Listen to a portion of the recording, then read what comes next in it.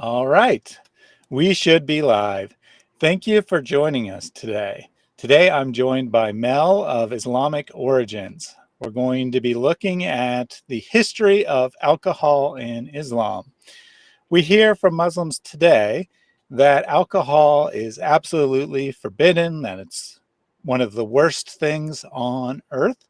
However, the early caliphs seem to have a very different opinion. And as we move through Islamic history, we kind of see this slow evolution of doctrine, where at one time what was acceptable became less and less acceptable, although there are occasional dissents even today.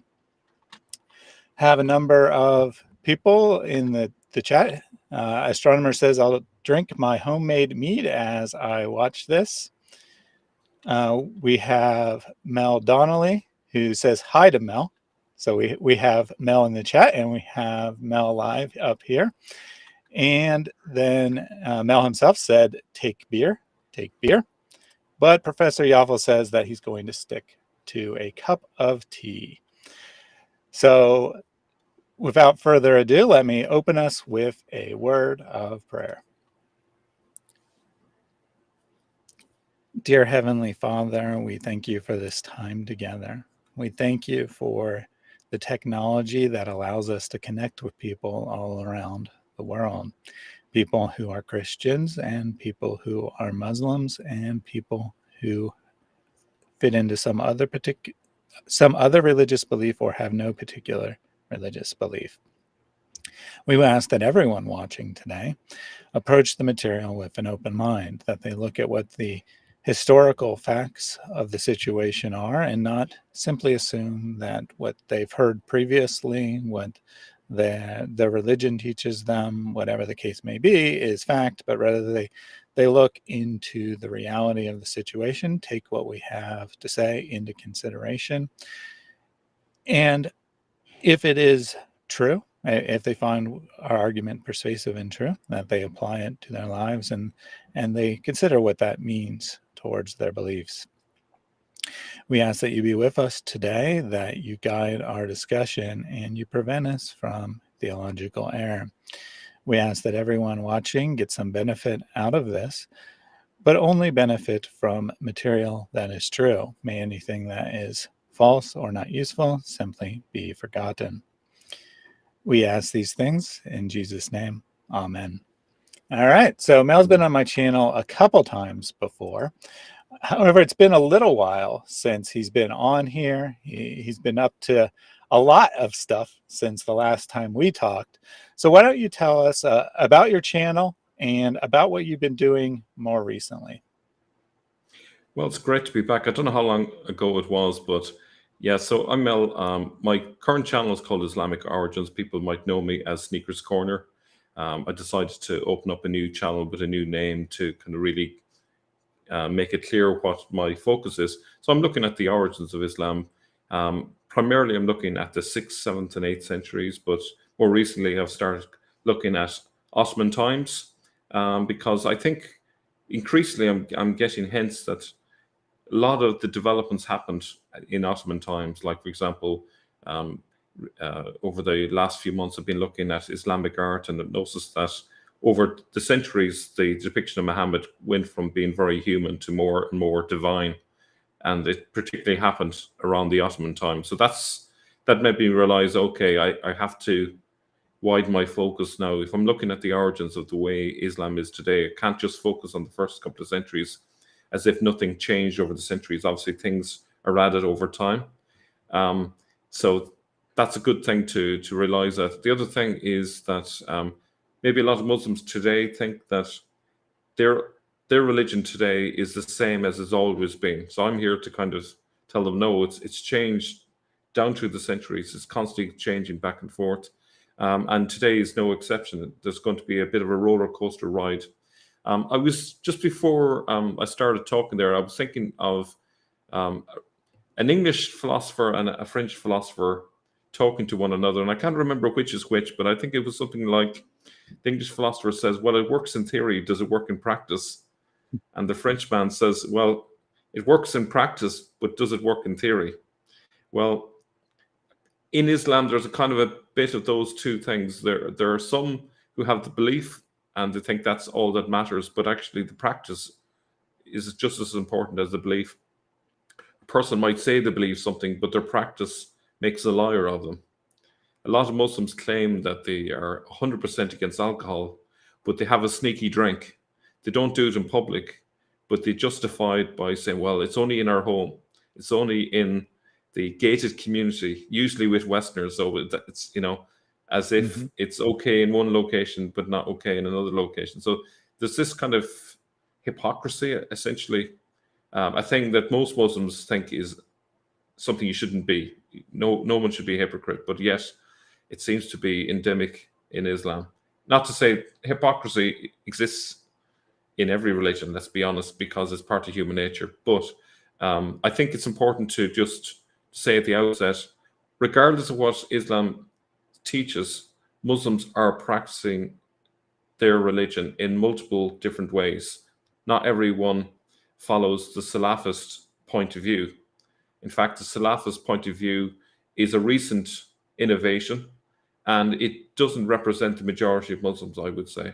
And I don't think there is a majority view on almost anything in Islam. There's always like a patchiness on any topic, and that this is probably the frustration thing when we're trying to say something affirmative about Islam. It's always a Muslim will step forward and say, no, this doesn't represent the real Islam, and they always have the real Islam. Every Muslim that you ever talk to claims that they represent the real Islam. It's the other Muslims don't represent the real Islam. So anyway, that's just a kind of short little introduction. Excellent.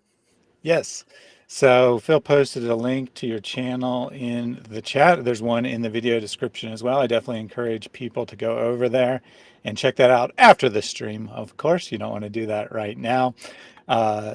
Villainous said that, referring to my Bible study last night, when he brought up a discussion of nets and pearls, and he said that was based on a discussion you had on your channel with Odin LaFontaine. I'm now curious. So he was talking about how the early Christians would wear nets to help them memorize the Bible. So can you fill us in a little bit on that? Yeah, it's absolutely fascinating. So essentially, the early Christians memorized the stories even before it was written down. And what was fascinating as well was the fact that the women had the chief role in memorizing the Bible. And they were, in the home, they were the main drill sergeants in a sense, or they were helping rote learn all of the different passages. And then what they had were necklaces, first of all, and these necklaces would represent, each pearl, if you like, on the necklace would represent a story that they've learned of. And so you basically master each necklace. And so if you conquered all of the stories, you looked like Mr. T. You had a bunch of necklaces, and then when it came to the gospel writings, then Odin pointed out that when they were looking at the Bible through an Aramaic lens, what they discovered were that there were these interconnections across the different passages in the Bible, and they formed nets. So I don't remember the exact details, but essentially, if you can imagine, a net has got vertical and horizontal lines and stories interconnected. So just off the top of my head, as an example, I've thought of recently, there's like a bookmark in the story of Jesus. You have the miracle of the turning of the water into the wine at the beginning, essentially, of Jesus' ministry, or more or less, it's the real coming out of Jesus. And then one of the final scenes of his ministry is, of course, the Last Supper. So they kind of form bookends. So you have all of these sort of parallels and callbacks to different stories, and they interconnect, and it's absolutely fascinating. So the other thing Odin was saying is that there's a stronger belief now that maybe everything was written down in Aramaic first before it was translated into Greek.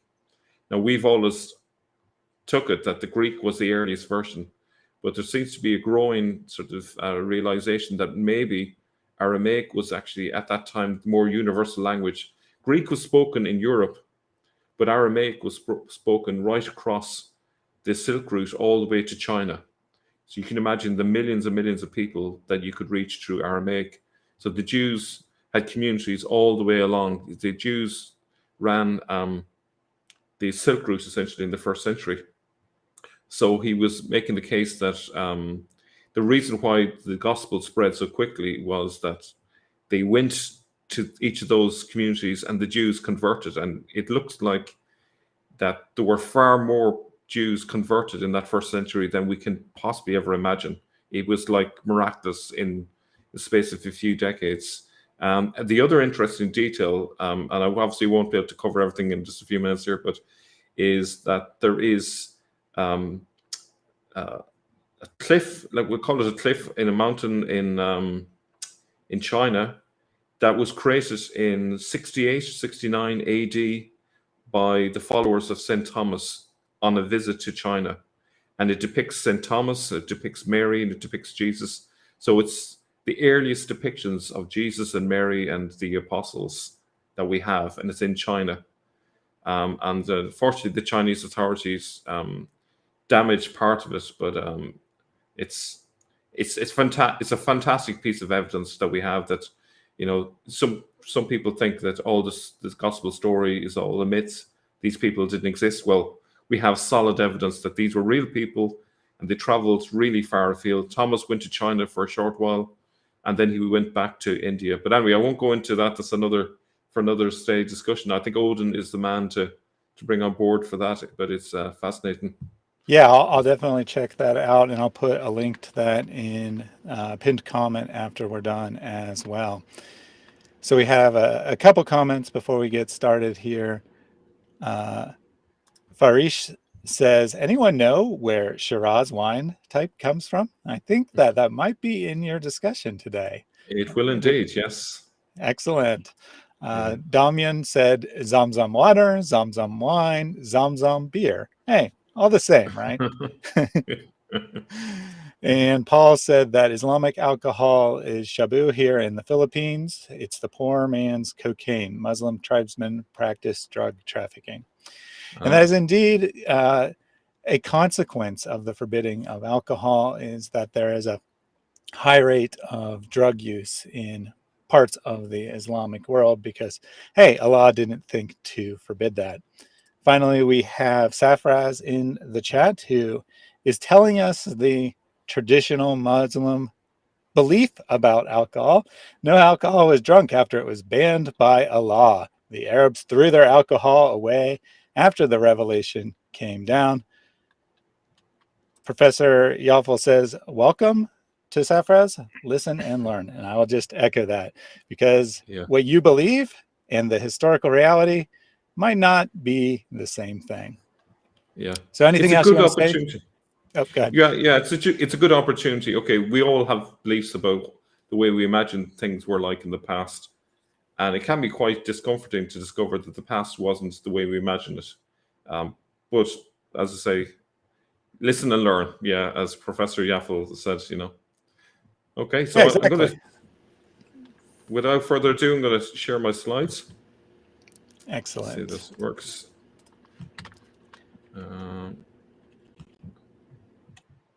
Might take me a second here.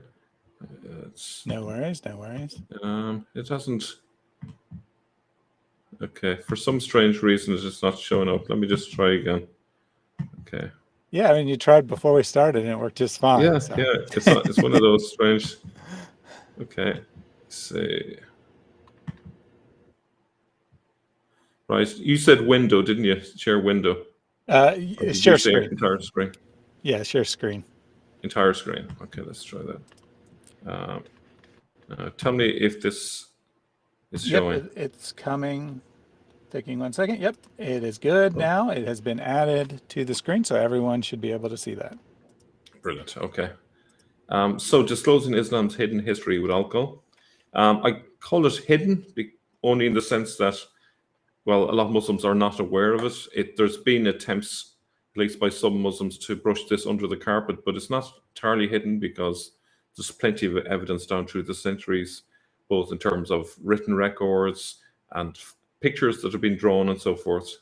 So it's not entirely hidden. Okay, so I'm going to be looking at the situation in Iran, Turkey, Algeria, Morocco, Tunisia, Saudi Arabia.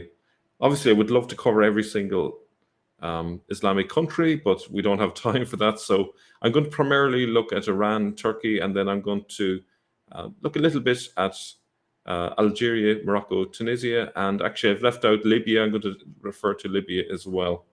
Okay, so we're going to start with the Umayyads.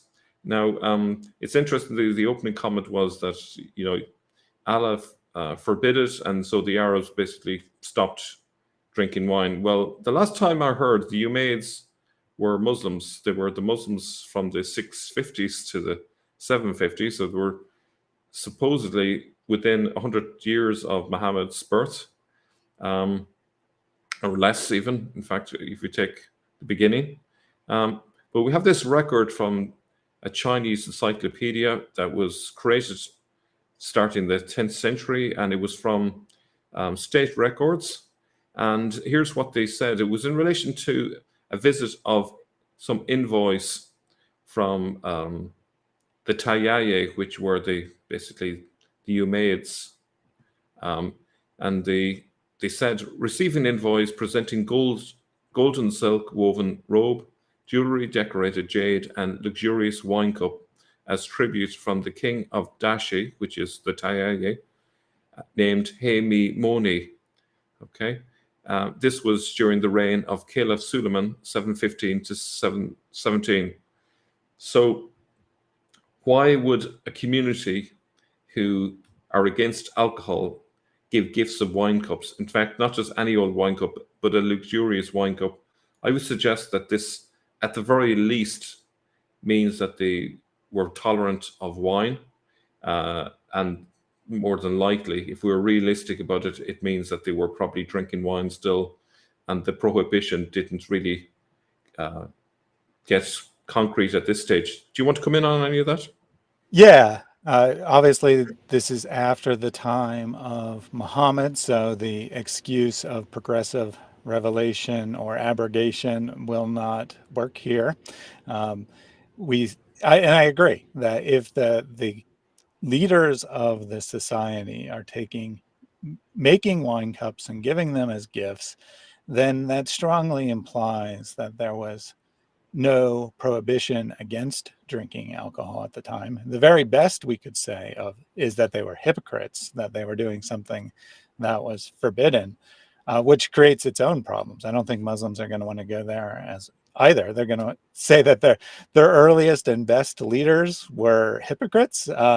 Okay, if you want to say that, then why do you believe that they correctly passed on doctrine to you as well? And we'll bring this up again at the end, but a couple of Muslims in the chat have said that the Quran forbids alcohol, and I don't think that's actually the case, but maybe we'll discuss that at the end in the Q&A.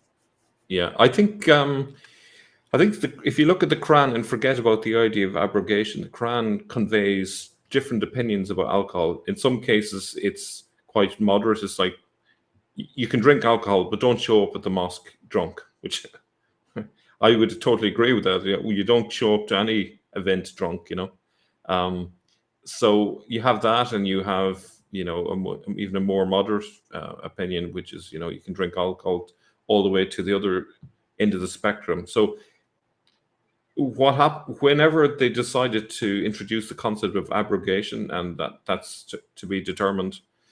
Prior to that, I would suggest that there wasn't a concrete decision about which verse superseded all the others. I think it was an open discussion, an open debate, and it just reflected different opinions. I think it comes back to the idea again that because we're assuming there's a single author to the Quran, a single author should have one opinion about something, but I would be of the opinion that there were multiple authors and multiple editors in the Quran, and therefore they reflect different community views about different issues. So yeah, that may be the reason for it. But let's move on. Yes, definitely. Okay, so in the 6th century, a Zoroastrian text set out Iran's attitude to alcohol. So this Zoroastrianism is a religion that existed in Iran prior to the advent of Islam. So it simply says in a book called The Spirit of Wisdom, but anyone who drinks wine must be conscious to drink in moderation, since through moderate drinking of wine, this much goodness will come to him, because food will be digested and kindle fire of the body and increase intelligence and the mind and seed and blood and reject torment. So as you can see, the Iranians had a very positive attitude to alcohol, and it reflected itself in their religion.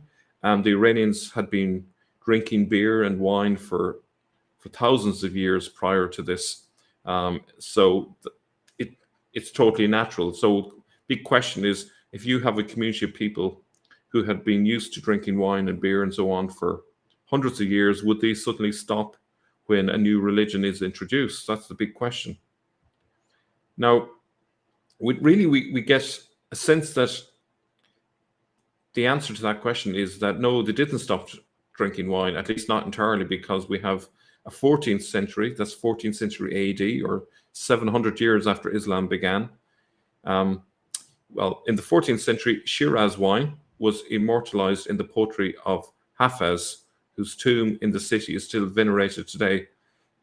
So for those who are not aware, Shiraz is a place in the southwest of Iran. I think I had a picture there. Maybe it's on the next. I think I may have it on another slide later. So Hafez is a very famous Persian poet, revered by generations and millions of Iranians, who basically loved wine, and most of his poetry was about the drinking of wine, which is remarkable. If wine was completely prohibited in Iran, A, why would this poet be even saying these things? And second, why would anyone be learning his poetry? If I've never heard of a teetotaler reading poetry about the joys of drinking alcohol. It just doesn't make sense. So you kind of have to have some sort of experience of drinking to appreciate a poem about wine, surely. So one example of what he wrote was, last night the wise tavern master deciphered the enigma. Gazing at the lines traced in the cup of wine, he unraveled our awaiting fate. Now, one European discovered how good Iranian wine was in the 1680s. Now we're moving now into the 17th century. So you can that in itself shows you that the wine was still in production. In the 1680s, the French diamond merchant Jean Chardin traveled to Persia to the court of Shah Abbas. He attended elaborate banquets and recorded the first European account of what Shiraz wine actually tasted like. It was a very specific red, says French historian and Chardin expert Francis Richards. It was a wine with good conservation. That's probably because there was quite a bit of sulfites in it, because generally the local wines very quickly turn to vinegar. So they're very impressed by the wine, and there's a good chance that when people like that returned to France and raved about this wine, the French probably took on that name of Shiraz to call their vines. You know, it's what people do. You know, they want to give a good name, and the Hafez, who we saw from the 14th century, his poetry had popularized this area and their wine. So there was a certain reputation around this wine. So we could understand why the French would have called their wine Shiraz. Now the French also have legends that the Crusaders came back with some vines and they planted it, but there was a genetic test of the vines and they didn't find any connection with the Iranian vines. So feel free to jump in if you want to. Yeah, so we have a number of evidences looking at the Iranian region, the Persian region so far, seeing how, a mere 700 years after the time of Muhammad, people were celebrating the joys of drinking wine. 300 years later, they're still producing it because Europeans are discovering it. Sure, it doesn't seem like wine was forbidden in this particular region. Now, the Muslims might say, yeah, but they're Shia Muslims up there. They're not real Muslims, which is a bit hypocritical because you'll count them when you want to count them. But Yeah, yeah. regardless, they're looking at the same source material. They're looking at the same Quran. They're looking at a slightly different Hadith collection, but a lot of overlap, and they're coming to a very different conclusion. Apparently, they're saying that wine is not only allowed, but it's something to be celebrated.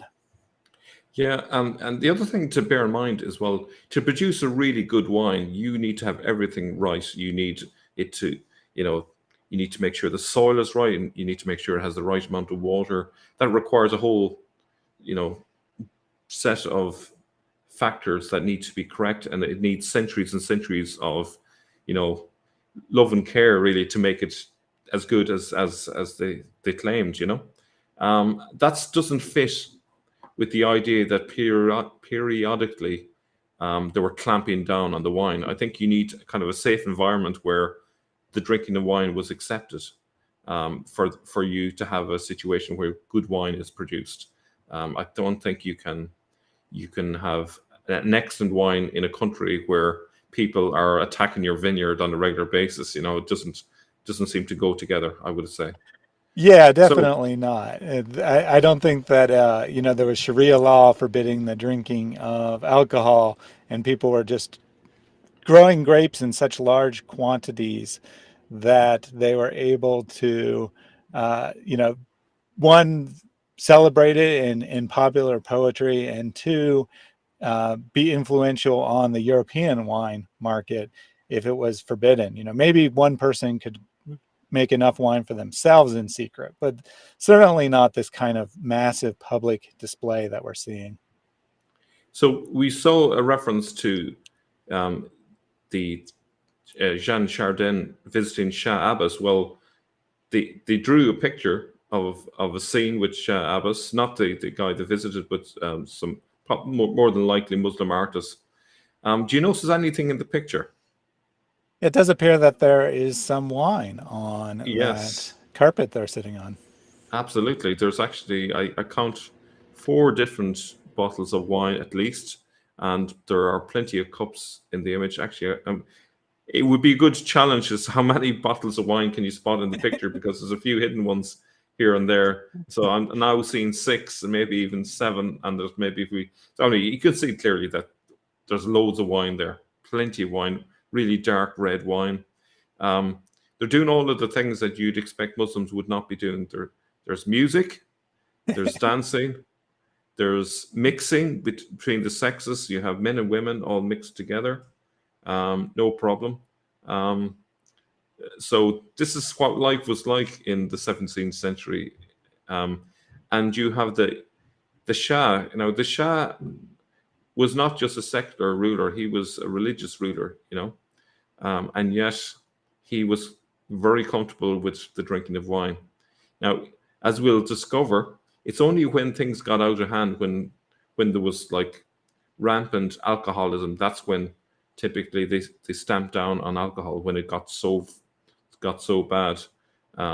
This is a common occurrence across many cultures and countries, that sometimes people get caught up in drinking too much, and then people have to try and get off the alcohol because they can't cope with it. So it's not necessarily because they've had a eureka moment and discovered, oh, there's a verse in the Quran that says we shouldn't be doing this. It seems like it only when they were forced to do they clamp down on it once in a while. So He never returns as a horse, made a humorous comment. Do not force your grapes to ferment, but if they do, Allah is merciful. I think that might sum up the Muslim attitude towards alcohol here. Hey, yeah. we didn't make alcohol. It just happened accidentally, but Allah is merciful.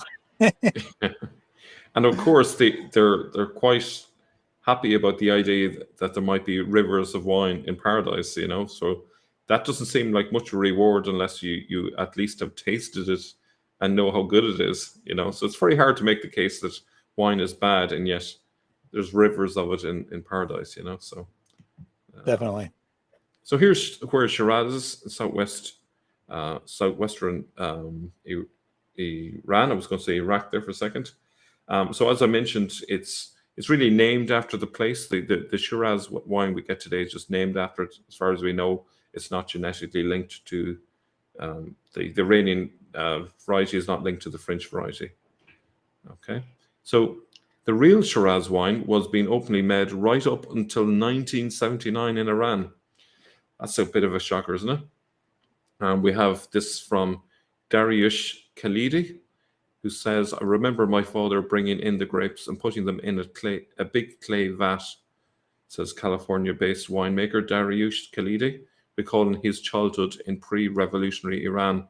I would climb on top and smell and enjoy the wine. Dariush's family was from Shiraz, a fabled city in southwestern Iran whose name was once synonymous with viticulture and the poetry and culture of wine. Of course, the poetry of wine would be, of course, Hafez, who we mentioned earlier. So you can see, we saw that in the early 8th century, Umayyads were happy enough with wine. We saw the 14th century, we had an Iranian poet, no problem. We saw the Shah Abbas in terms of the picture. We had the French person who visited, no problem with wine, and we still, 1979, up to that point, they're still producing wine. So really, this is the reality. There were some who were against drinking wine, and that's fine, as you have in every culture, but there were a significant number of people who were producing wine and drinking wine all the way through the centuries. Now, I mentioned Hafez. Thought it'd be nice to include some more quotes just to give you a stronger sense of his attitude to wine. In addition to what I've said already, he's a Sufi. So he was religious. He wasn't a secular person. He was Muslim. He primarily wrote lyrical poems or odes called ghazals or ghazals that express both the pain of loss and the beauty of love. They frequently feature wine and taverns, probably because that was what he was into. Usually is for poets. They talk about what they're into. So he says, love wants to reach out and manhandle us, break all our teacup talk of God.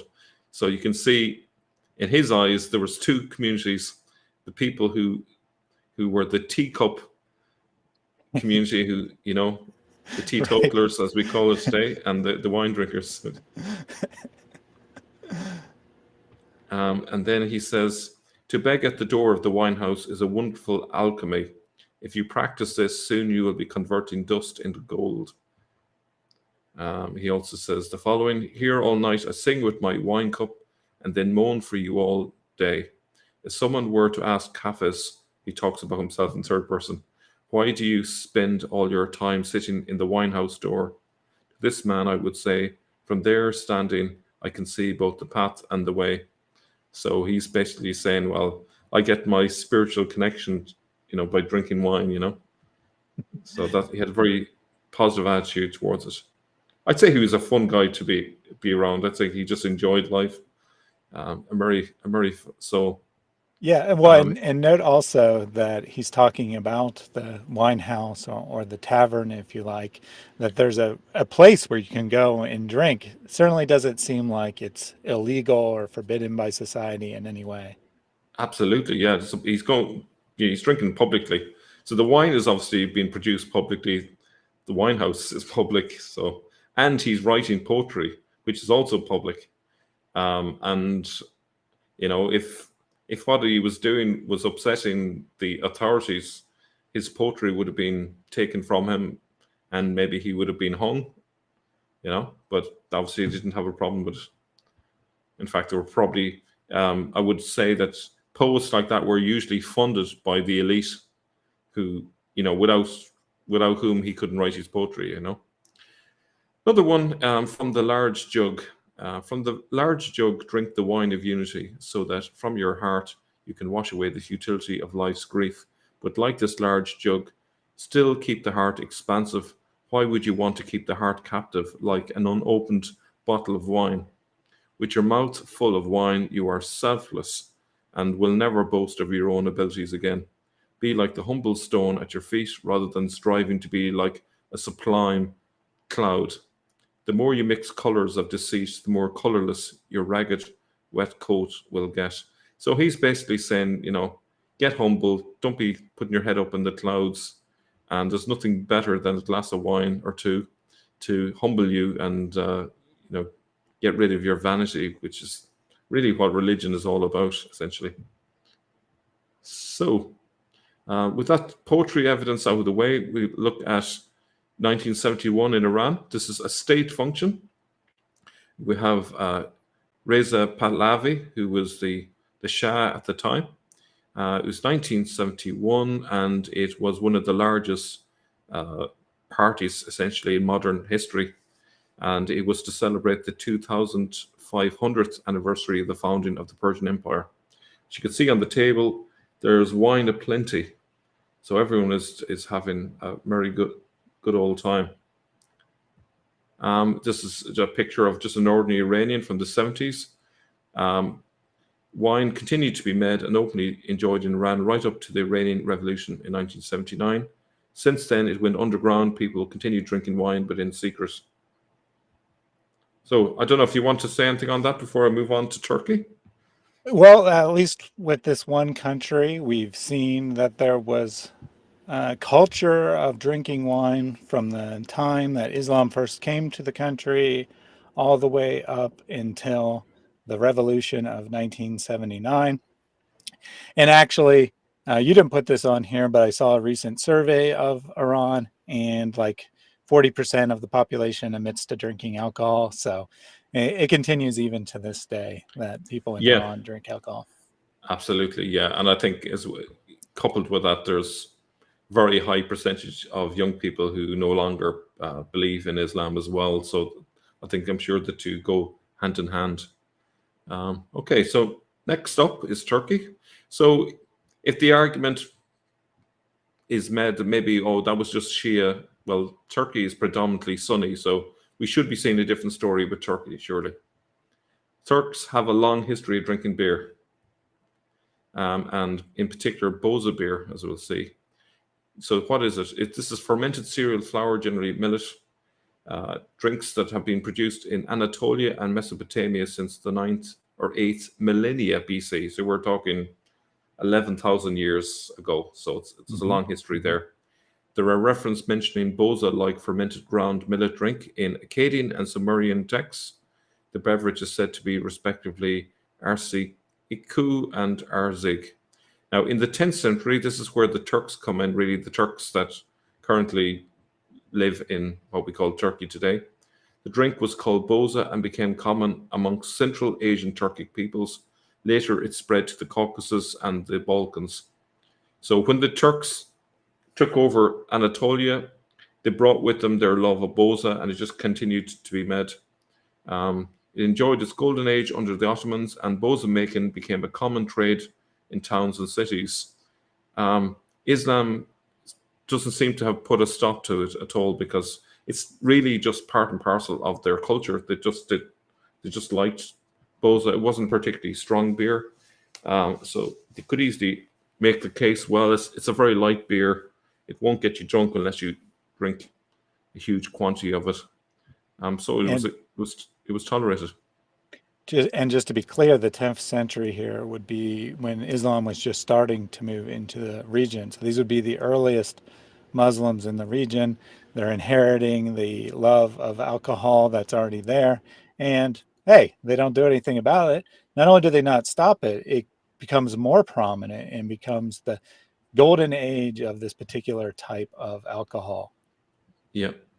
And, if you look at all of the areas where the Ottomans were, you'll notice that the drinks that they have today that are popular are still common drinks between the different Ottoman countries. So that shows in itself the fact that these drinks were drunk all the way through the Ottoman times. Okay, so the etymology of Boza is disputed, but one suggestion, which I think is probably highly likely, is that boza comes from the word buze, which means millet in Farsi language, which is the Persian language. There are boza-related names given to streets around Istanbul, which illustrates the popularity of boza throughout history. So that's another piece of evidence. Go to Istanbul, look at the street names, and you'll see lots of references to boza in the street names. Now, this next bit is quite hilarious and quite eye-opening.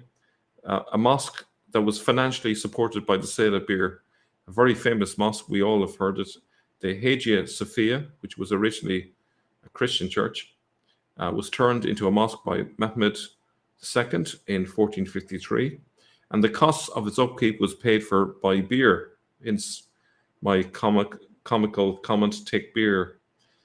The endowment of Hagia Sophia included 30 millet beer concessions. The beer's name boza was quickly bastardized by visiting English sailors to booze. So if you ever wondered where the word booze comes from, it was the Muslims in Turkey who gave us that name, ironically enough. So I got that from Istanbul, A Tale of Three Cities by Bethany Hughes. So you can take a look in that book if you so wish. Phil had asked that question, whether boza was related to the word booze, and there you have your answer. Yes, indeed. That is where the English word comes from. Yep. It actually also entered the Dutch language as well, so it's obviously had a big impact. Now, 1363 to 1826 was the period of the Janissaries. In this period, boza was widely drunk by the Janissaries, who were the top army of the Ottomans. It contained only a low level of alcohol, 1%, so as long as it was not consumed in sufficient quantities to cause drunkenness, it was tolerated as a warming and strengthening beverage for soldiers. This sources Evliya Celebi, who wrote a travel log, essentially going around Turkey and other Ottoman places as well at the time. Now, in theory, no one got drunk on boza, but actually the Janissaries had a reputation for getting drunk. They must have been drinking a lot of it if it's 1% alcohol. They were drinking a lot. Yeah, their story is hilarious, actually, even though it's tragic. But they had multiple uprisings, killing their leaders. They also were in charge of putting out fires in Istanbul.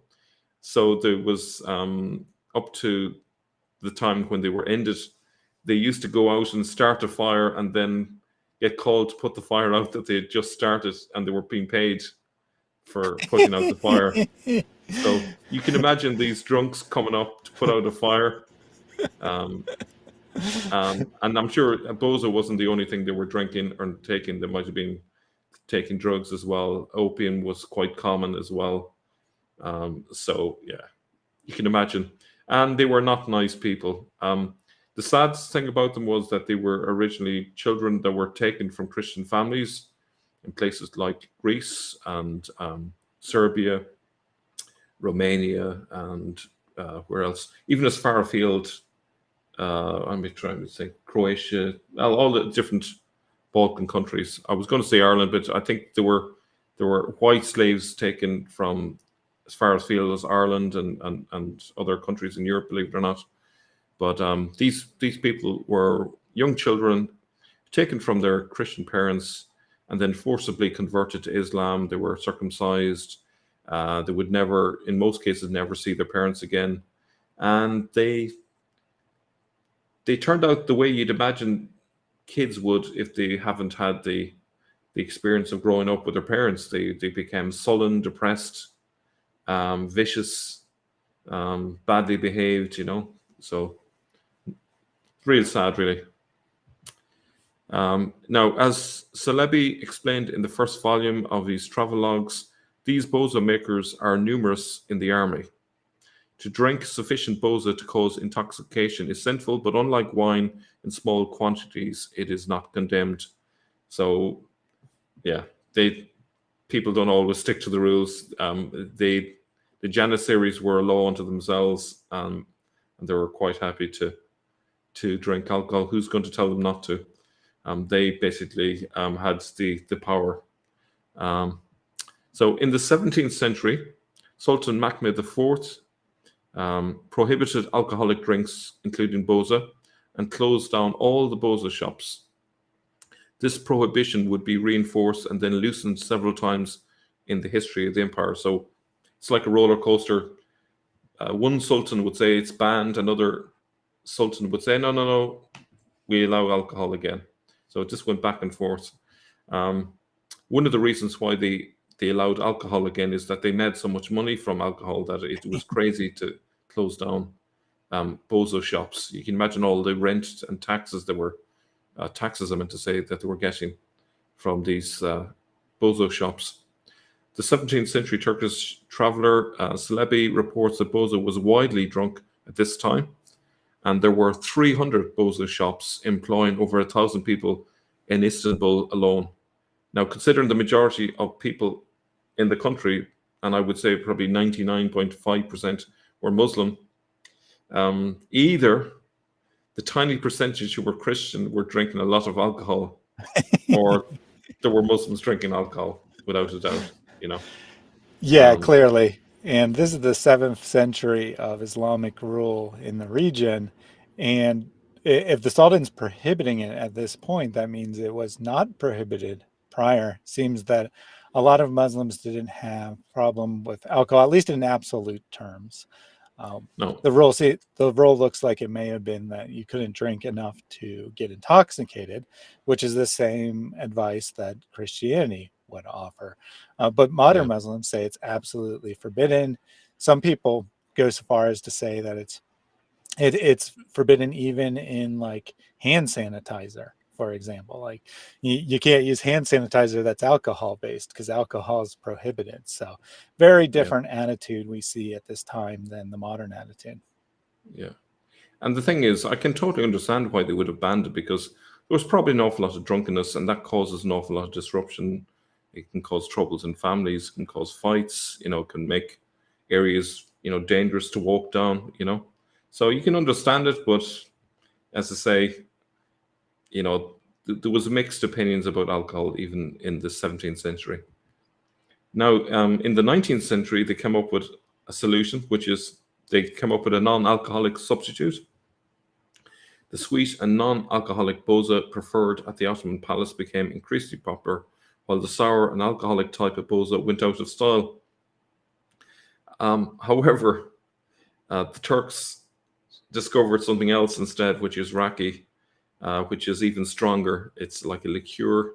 I've tasted the Greek version of it, which is ouzo, and it's like if you had one shot of it, I think you just feel sick. You feel like you don't want to drink anything after it. I think it was made from like licorice, had that kind of a pungency. So I presume raki is probably something similar. Aniseeds, I think it's made from. I don't know if is that the same thing as licorice. I think it is. So correct me if I'm wrong there. But it became the popular alcoholic drink among the Turks. Okay. So the attitude towards alcohol changed with each sultan. So here's just some examples here. Selim II in the 16th century was the most unrepentant heathen, with a plethora of concubines and the palace abustle with troops of dancers and musicians. Draining his glass of wine, Selim said, "I live for today and think not of tomorrow." One of his first acts as sultan was to repeal the ban on wine imposed by his father, Sultan Suleiman the Magnificent. For the rest of his reign, drinking in Istanbul at least was entirely free of restraint. So that's 16th century. But he did have his limits. So the custom of making the so-called tartar boza laced with opium brought the wrath of the authorities down on the drink, and it was prohibited by Sultan Selim II, the same guy we just saw. So he thought, well, not happy with it mixed with opium. Who could blame him? Selim II was himself a heavy drinker, but clearly the addition of opium was a step too far. He died in 1574 while drunk and bathing in his harem.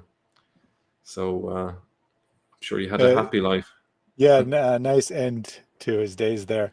But Yeah, we see an interesting thing here that he's prohibiting the mixing of opium, which is not something that he would get from Islam at all. It seems that it's a practical matter, and quite justifiable. Opium's highly addictive. Uh, he doesn't want people getting involved with that. Makes sense, but it's not a religious decision. It's a practical decision. excellent. Yeah, yeah. So opium has caused huge problems down through the centuries, and you can imagine that authorities don't want that to take root in the population because there's an awful lot of costs, and no work gets done, and it costs everyone a lot of money, and there's a lot of violence as a result of it, and so forth. Okay, so 3 generations on, Ahmed the First reinstated the ban lifted by Selim II, and in 1613 ordered all the drinking houses in Istanbul to be demolished and kegs of all the cures smashed. So you'd imagine that the next leader wouldn't be able to access alcohol, but you'd be wrong because Murad IV was himself a heavy drinker. But he was a pure hypocrite because he went to the greatest extreme of all, walking around the streets of Istanbul in disguise, seeking out drunkards and having them executed on the spot for the crime of drinking. So it's just crazy stuff. It's interesting that the sultans didn't have mirrors in their harem or in the palace. The Topkapi. I wonder is because if they looked at themselves in the mirror, they might say to themselves, "You hypocrite" or something. But yeah, it's very strange that attitude that you could. It's okay for yourself to be a drinker, but someone else, you're not allowed. It's a bit like what Jesus said about why do you try and take the log, or why do you try and take the speck of dust out of your neighbor's eye and you have a log in your own? There's definitely a strong touch of that in Muslim society. But alcohol continued to be drunk in Turkey despite these bans. Henry Harris Jessup reports that at the turn of the 20th century, Turkish civil and military officers and the lowest class of boatsmen and artisans drank as much as any Christian. Okay, so clearly the attempt to outlaw alcohol hadn't worked. And this is quite hilarious. This is from another source. And you kind of touched on this earlier on, but Muslims are ingenious at getting around the rules. New varieties such as cognac, raki, and beer, none of them mentioned in the Quran, offered people the opportunity to have one's liquor and remain a believer. The same holds for champagne, too tasty to pass up. It could easily pass for bubbly lemonade, yet not wine but raki made from grapes and aniseed became a common drink in the late 19th century Ottoman urban centers. In 1903, the annual consumption in Istanbul alone was estimated at 37,000 hectoliters, which is 3.7 million liters, which is quite a bit. I don't know if you want to come in on that. So we see something that's very common in Islam, as you said, that maybe the Quran only refers to alcohol made from grapes. We can make alcohol from other substances. Therefore, it's allowed. We're fulfilling the technical requirements of the Quran, but not the spirit of it. Of course, as I said, I don't think the Quran actually forbids alcohol at all. It just discourages its use. But the point is that you're creating rules to allow you to drink alcohol while saying, I'm not drinking wine, so I'm good. Yeah, that's it, essentially. So, Anda Delu Efes, you may have seen the label for Efes, perhaps, is a Turkish brewing company. It's the 5th largest beer company in Europe and the 9th largest in the world in terms of production volume. It has 3 breweries in Turkey, 2 malt production plants and 1 malt plant. Turks drink on average 11 liters of beer per person per year. So this is a Turkish-owned and run beer manufacturing company. Now, the Turks, in fairness to them, they don't drink a huge quantity of beer per person. I think the Irish would probably drink quite a bit more than 11 liters of beer per year. I'm not sure what the exact figure. I think it's something like 60 or 70 liters. But that's not to include other drinks as well. But did you want to say something on that? Yeah, well, it's probably because a fair percentage of people don't drink, so it would bring Yeah. down the average per person. But we still see a significant percentage of the Muslim population of Turkey, Turkey being 99+% Muslim, Yeah. is drinking alcohol even today. Yeah. And many Muslims would say the principle is you drink no alcohol. So even if they're drinking just a little touch of it, they're breaking the rule if the rule is you're not to let it touch your lips.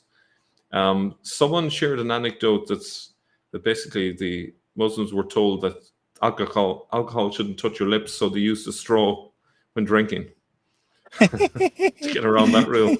So That's a very creative way to get around the rule. there's always a way. There's always a way. And I don't know if you're familiar with the idea that there's wine in Turkey. So Ataturk, Turkey's first secular president, established a commercial winery in 1925, so almost 100 years ago. The total wine production in 2005 was 28.7 million liters. In the first half of 2009, wine consumption in Turkey reached 20.9 million liters. So that's quite a lot, even for a population the size of Turkey. That's just the wine. Turkey is the world's fourth leading producer of grapes for wine production. It has 60 commercially grown grape varieties. So we can see that, Turkey's there with places like Spain and France as a wine producer, major wine producer. So it's not like there are no Muslims drinking wine. Clearly are, even today. Now, Yeah, and the Muslim might say that they export a lot of those grapes, but even if we grant that they're not drinking all of the wine produced themselves, that's still awfully hypocritical to make something that you think is forbidden and sell it to other people. yeah. Doesn't exactly seem to be a very strict adherence to the moral laws at all. Yeah, well, if we look at the statistics again, so they produce, now let's just assume that roughly it's the same quantity produced in both years, because with 2005 and 2009, just for argument's sake, it hasn't changed all that much between the two. So they produced 28.7 million liters, but they consumed 20.9. So they have produced 21 million liters within the country and exported the remainder, which is about 7 or so. So Yeah, the so majority. clearly they're not exporting all of it by any means. No, it looks like they're consuming about 75% of the wine, at least on those statistics from 2009. So there's no way it's we could make the argument that it's all been exported. It's clearly not. Even if we kind of grant maybe the numbers maybe not be 100% accurate for 2023 or something, because things change from year to year, it still gives you a fair idea that a lot. Yeah, I don't think it's gone to drunken year. zero over the last 13 years. Yeah. Okay, so here are the wine regions of Turkey, just to give you an idea. So you can see they're spread all over the country. Really, there's no area where they're particularly prohibited. And obviously the places that they're producing the wine is obviously a place where it's suitable for growing grapes and so on. So it's quite widespread in Turkey. So with Turkey out of the way now, we're going to look at Algeria, Morocco, and Tunisia. Now, a viewer on a recent video pointed out that Algeria is a major wine producer. I hadn't known that. I didn't know anything about Algeria. I didn't realize there were such big producers of wine. So this was quite a surprise for me. So just prior to the Algerian War of Independence, so 1954 to 1962, Algerian wine, along with that of Morocco and Tunisia, accounted for nearly, get this, 2/3 of the total international wine trade, the world wine trade. That's hard to get your head around. Yeah. Yeah, that's So crazy. that's That crazy. people Now, are obviously, it dropped after the War of Independence, and they're, hasn't really recovered to the same level, but it's still there. But it's not as. But at one time, um, Muslim countries were producing 2/3 of the wine that was being drunk around the world. That is just crazy, isn't it? So to give you a better idea, let's have a look at a map. You can see how large Algeria is. Quite a massive country. It's huge country. Um, with as much land under vineyards as the countries of Germany and South Africa combined, Algeria constitutes to maintain a wine industry with over 70 wineries in operation. So basically, Algeria has as many hectares or acres of vineyards as Germany and South Africa combined. So that's a lot. Algerian wines are characterized by their overripe fruit, high alcohol, and low acidity. Now, they also have the characteristic of having very red skins, which produces a lovely color. The tannin is the part of the wine that gives you kind of like a sticky feeling on your lips. And the French had a blight in the 19th century, and they used to import Algerian wine and mix it with their wine to kind of bulk up their own wine. And the Algerian wine was really good to kind of give it a nice color.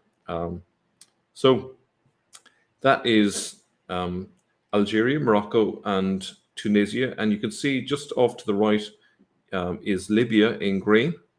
That's where we're going to stop next. So Muslim countries where there is a total prohibition on alcohol are in blue. We're going to focus on Libya and Saudi Arabia. Now, the green ones are countries where there's a ban on alcohol except for visitors to the country. So they've allowed, say, for example, Westerners to come and drink alcohol, but the locals can't drink alcohol. I'm going to focus on Libya and Saudi Arabia next. Before you move on, Yeah. just go back to that. If you look at all the countries that are Muslim majority, it looks like about only half of them have laws against alcohol, which is pretty interesting in and of itself, that so many Muslim countries don't have a problem, or at least don't make it illegal to consume alcohol. Yeah, I think it's an open debate. People's attitudes to alcohol change, from time to time. Within a family, people might have different attitudes to it. Obviously, if you have a bad experience of alcohol, if people are abusing alcohol, you're going to have a negative attitude. But, people are sensible about it. It doesn't have a detrimental effect on people, So people have come to different solutions with this, and it doesn't seem to be that the Quran has been absolutely critical in making that decision. Okay, so let's have a look at Libya.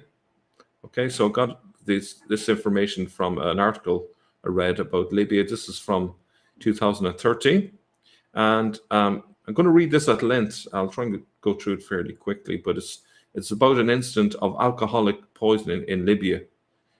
Remember, Libya is a country that bans alcohol, so this is quite a strange story. So last month, Libya's capital witnessed one of the largest recorded outbreaks of alcohol poisoning anywhere in the world, during which over 1,000 people were hospitalized and more than 100 killed. That's a lot of people dying of alcohol poisoning. The mass poisoning was caused by methanol, and over a period of about 1 week, Tripoli's hospitals were in a state of emergency as they were flooded with patients suffering from symptoms such as blindness, brain damage, and kidney failure. Methanol is thought to have been mixed with the locally brewed spirit known as vodka, but so far the authorities have little information about who was responsible and just how many sources of vodka were contaminated. The author goes on to say that Libya's rumor mill has pointed the finger at various potential perpetrators, ranging from Islamists out to punish those drinking alcohol, to importers of branded alcohol who want to monopolize the market, and illicit distilleries who add methanol to increase vodka's alcohol content. There were even some rumors that the mass poisoning was not actually from alcohol, but from ordinary bottled water. While Tripoli was reeling from the tragedy of so many deaths, many began to point to the uncomfortable truths that this mass poisoning brought to light. Libya is a conservative Muslim country where alcohol is illegal. for Libyans and visitors alike, yet it is relatively easy to get, and it is not uncommon to see young men drinking in their cars late at night, or to hear of parties at farms where the alcohol has flowed freely.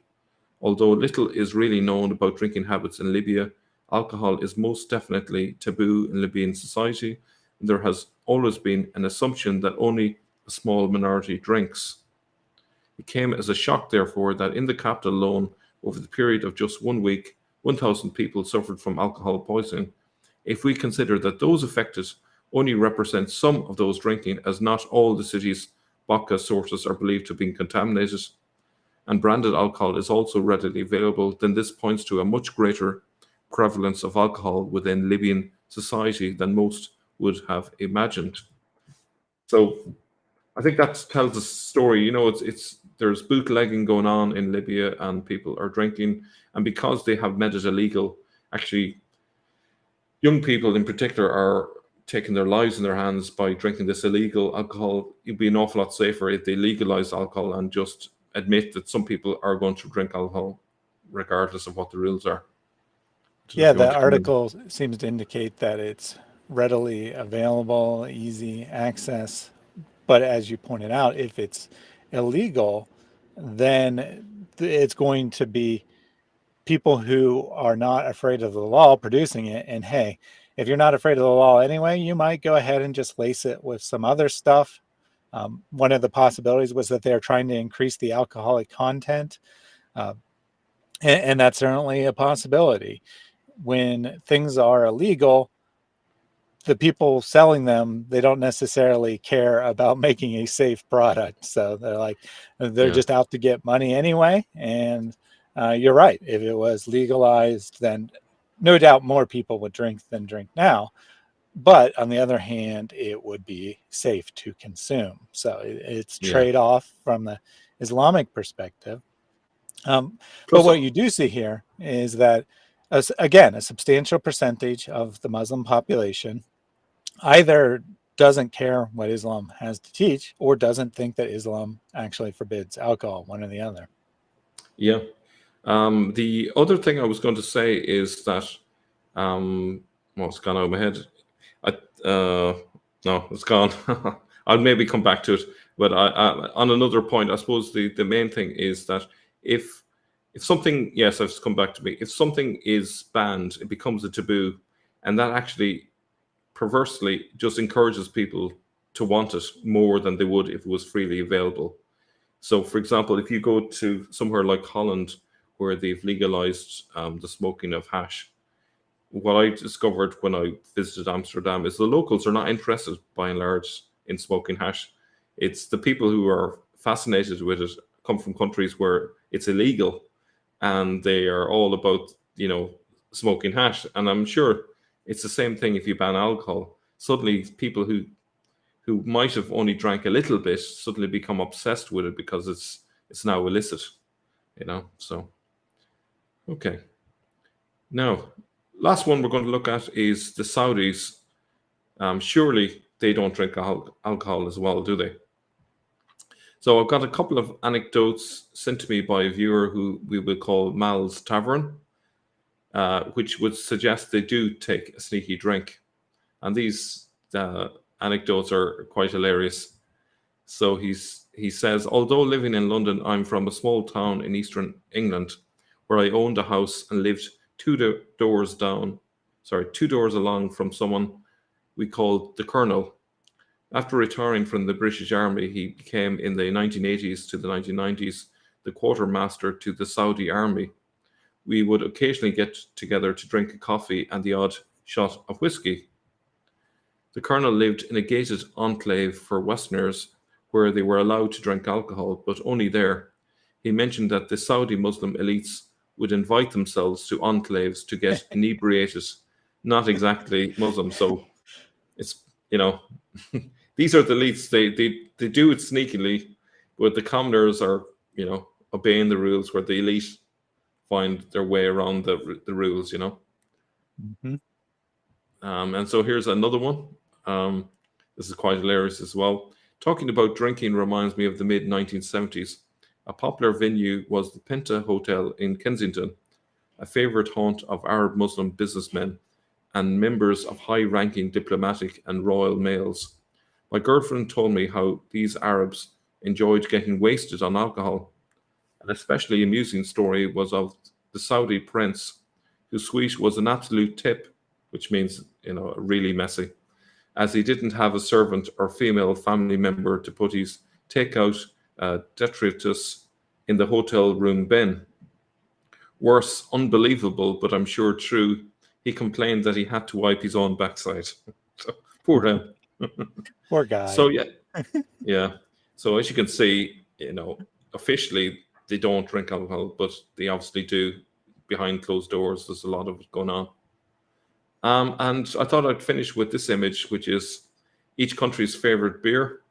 So if you're ever curious, what do they drink in Muslim countries? Well, at least we got some of these mentioned here. Stella in Egypt, Tango in Algeria, Celtia in Tunisia is quite a popular one. And then there's, I think it's Delster in Iran. It's quite a popular drink. So you can see they do manage to drink. And of course, FS, the one that we mentioned earlier on, is the big one in Turkey. So that's it. I'm going to come back to you. All right. So tying into what you've been talking about, we saw this at the World Cup as well, where it became a major issue. The alcohol is supposedly forbidden in Qatar, and yet there was reports of the ruling class of Muslims, officially saying you're not allowed to drink, participating in the drinking of the Westerners. So the same kind of thing that you're talking about in Saudi Arabia there. Yeah, it's there's a kind of a public persona and a private persona. Given half a chance, they will drink the same as the others. I'm just having a look at this WikiLeaks cable. Yes, Time is Fleeting said that a WikiLeaks cable from the U.S. Embassy reported drinks were abundant in supply at private Halloween parties in Saudi Arabia. Halloween is now officially celebrated in the Kingdom of Saudi Arabia. I bet it is, yeah. Yeah, I'm sure there are loads of stories in every Muslim country. I know there is an Irish pub in Kabul in Afghanistan as well, which I don't know how they're doing there, but I'm sure it isn't just Westerners going into the pub drinking. Yeah, definitely. I'm going to go ahead and post the link for this chat. I haven't seen a Muslim in the chat for a while. I think they all left pretty quickly when the material became uncomfortable. But if anyone wants to come up and talk about this subject, not about just any random thing, but about this subject of alcohol in Islam, you're welcome to do so. Mm-hmm. I have a couple comments from the chat that I saved throughout to look at while we wait to see if anyone wants to come up and discuss these matters.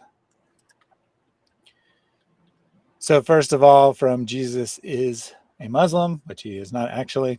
Alcohol is cursed in Islam. The drinker, the buyer, and the maker are cursed, according to Sunan Abu Dawud 3674. So actually, just to comment on that person was a Persian that wrote down the hadith. That's where the hadiths were primarily written, and the people there were drinking wine. So this is just nonsense, So yeah, and I don't think there's he's literally surrounded by millions of other Muslims who were drinking wine at the time he was writing this stuff down. Maybe he was upset with all the drinking that was going on around him, but it's a bit hypocritical. Could be. I'd have to look up the wording of that hadith, which we could do if he was here, but he shortly after this, he said, "This guy's an amateur. I'm leaving." In other words, this material's uncomfortable to me. I don't want to hear it. So since he's not here, we won't bring up the words and see what it actually says. But I would just say that there probably isn't any Muslim that follows every hadith. They'll say they believe in all the hadith, but they won't follow them all because so many of them are clearly bogus nonsense to the modern mind that they'll just kind of gloss over them and pretend they don't exist. Mm-hmm. So Professor Yaffle said the paradise is apparently not intoxicating. And then the wine of paradise is not intoxicating. And he said that's just grape juice. But I do find this interesting that Muslims will say that, well, it's okay in paradise because Allah takes away all of the intoxicating effects of it. They'll say the similar thing about, other prohibited substances, that they're probably okay in paradise because the consequences are removed. To which I would say, why doesn't Allah just remove the consequences now? Yeah, exactly. Yeah, and And if plus they're it's just actually, grape juice then. Essentially, it's just grape juice. It's not really wine. So the Quran is misleading the public by suggesting there's wine in paradise. If it's just grape juice, it's just grape juice. yeah, and I don't think that the Muslim would generally say that. Of course, they would say that it's real wine, but it doesn't intoxicate. So then it's like, well, how much wine is it actually? Uh, Pete J, after what I heard, it was because the imams who were drunk most of the time, so they forbid alcohol. It wasn't Muhammad who forbid it, or Allah who told Muhammad. So that does raise an interesting question there. When do you think alcohol started to be forbidden, and who was responsible for that in Islam? I don't have a clear answer because there probably is no clear answer. I think it went back and forth all the time. And I think there was a struggle between, same as what you have in most societies, you have the secularists and you have the religious. The religious were using it as a way of gaining power. If you basically created an agenda around alcohol, you can take the moral high ground and say we're the good guys. We're telling you, heathen, that you need to toe the lines, and that's a way of getting power for your group. But as we saw, there was no real period where alcohol was banned for any great length of time. Like literally, you have a father who said, right, alcohol is banned, and then his son would take over and he'd say, right, let's undo the ban. It didn't tend to last long. It wasn't a very popular move to ban alcohol. Now, the Iranian Revolution is not popular in Iran, as you can probably tell, despite the fact that they're trying to clamp down and hang people and so forth, which is not really helping its popularity. But young people are drinking alcohol undercover. They're going to their homes. They're finding alcohol. They're making their own alcohol and so forth. I regularly go out to the pub with Iranians who are living in Ireland, and we drink alcohol, and they're obviously quite comfortable drinking alcohol. The Saudis, young Saudis and young Iranians are very westernized because they're watching American TV, they're watching American movies, European movies, and they like the lifestyle. They want to be having a normal life, so. Yes, definitely. I knew that there was something I wanted to bring up. Oh yeah, he never returned as a horse. Their paradise is a swinging place, non-alcoholic alcohol, green pajamas, and a nice couch. Just a humorous comment there. Time is fleeting, said the second Umayyad Caliph Yazid ibn Muawiyah was a noted wine drinker. Yeah. It'd be interesting actually to go through each of the leaders to see who drank alcohol and who didn't, as far as it's possible to get that information. But I'd say it switches quite a bit. So Wad White is in the chat. He is a Muslim who regularly comments here. He just arrived. So if you'd like to come up and talk with us about alcohol and Islam, feel free to do so. If not, go back and watch this later. I don't know your personal opinion about alcohol, but since most Muslims forbid it, you may want to go through this and see that hasn't been the case throughout Islamic history. Time is fleeting added that the sixth Umayyad Caliph, Walid ibn Abdul Malik, was a, quote, drunkard and homosexual, according to Imam Thabib. So we have another example of a Muslim ruler who was noted for his drinking of alcohol. Couple more comments here. Trust Him says that in the Quran it is written that wine is halal. And we have from Phil, Surah 1667, and from the fruits of the date palm and grapes you take therefrom an intoxicant and a good provision, in that there is a sign for people who comprehend, which seems to imply that alcohol is something good. Yeah. And Trust Him said that look at 1249, which he didn't specify what that says, so I'll go ahead and look that up real quick. I think all of this 1249. brings up the question of when was the concept of abrogation really introduced? Because what you have in the Quran is just alternative opinions on this issue. There's no clear indication which is the dominant one, and you can't really, even if you have one that supersedes the others, it makes no sense for one to supersede the others. If that one, the one that we just saw, is superseded by another one, it means that was a lie. So it was false, So we have lies in the Quran, essentially. Okay. So if Muslims want to go ahead and say there's a few lies in the Quran, but don't worry, there's another verse that corrects the lies. Well, okay, you can make that argument if you like, but it makes no sense to me whatsoever. Yeah, again, it says that it's a good provision. If you want to say that alcohol is now forbidden, then Allah has decided to forbid something that He Himself calls good, and you call this a consistent God who makes sense. Okay, whatever you say. 1249 Who provides says this as well? again. Presumably, it's Allah that provides everything. Yeah, right. So 1249 says, then after that will come a year in which people will receive abundant rain and they will press oil and wine. Another indication that the Quran doesn't seem to have a lot of problems with alcohol, at least at that portion. The Muslims in the chat very early on pointed to 590. This is probably the strongest prohibition of alcohol in the Quran, where it says, "O believers, intoxicants, gambling, idols, and drawing lots for decisions are all evils of Satan's handiwork. So shun them, so you may be successful."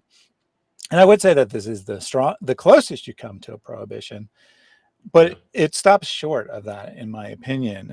It's suggesting that you not take part in these things for your own benefit, but it doesn't say forbidden. When the Quran forbids something, it uses stronger wording than that, generally speaking.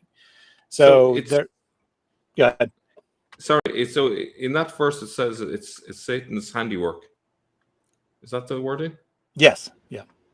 So try and help me to understand this. We have the same being, the same author, saying on one hand it's a good provision, on the other hand it's Satan's handiwork. How is Allah meant to be a schizophrenic? Because it makes no sense. The same person would say that. Yeah, that's actually a very good point. We have here that the fruits of the date, palm, and grapes make from those an intoxicant. It's a good provision, presumably from Allah. And then we have elsewhere that intoxicants are the evil of Satan's handiwork. So does the Quran saying that, is the Quran saying that Allah's work is Satan's handiwork? Very interesting material here. Yeah. And to back up what I said here, Phil says that 590 says avoid, not haram. There's a difference between the two. Looks like even though Safaras hasn't said anything in a while, he was still in the chat because he's come up to talk to us now. Welcome, Safaras. Can you hear me? Hello, yeah, I'm here. Hello? Yes, welcome to the chat. So we've looked at the history of Islam in a number of different countries, or the history of alcohol in Islam in a number of different countries.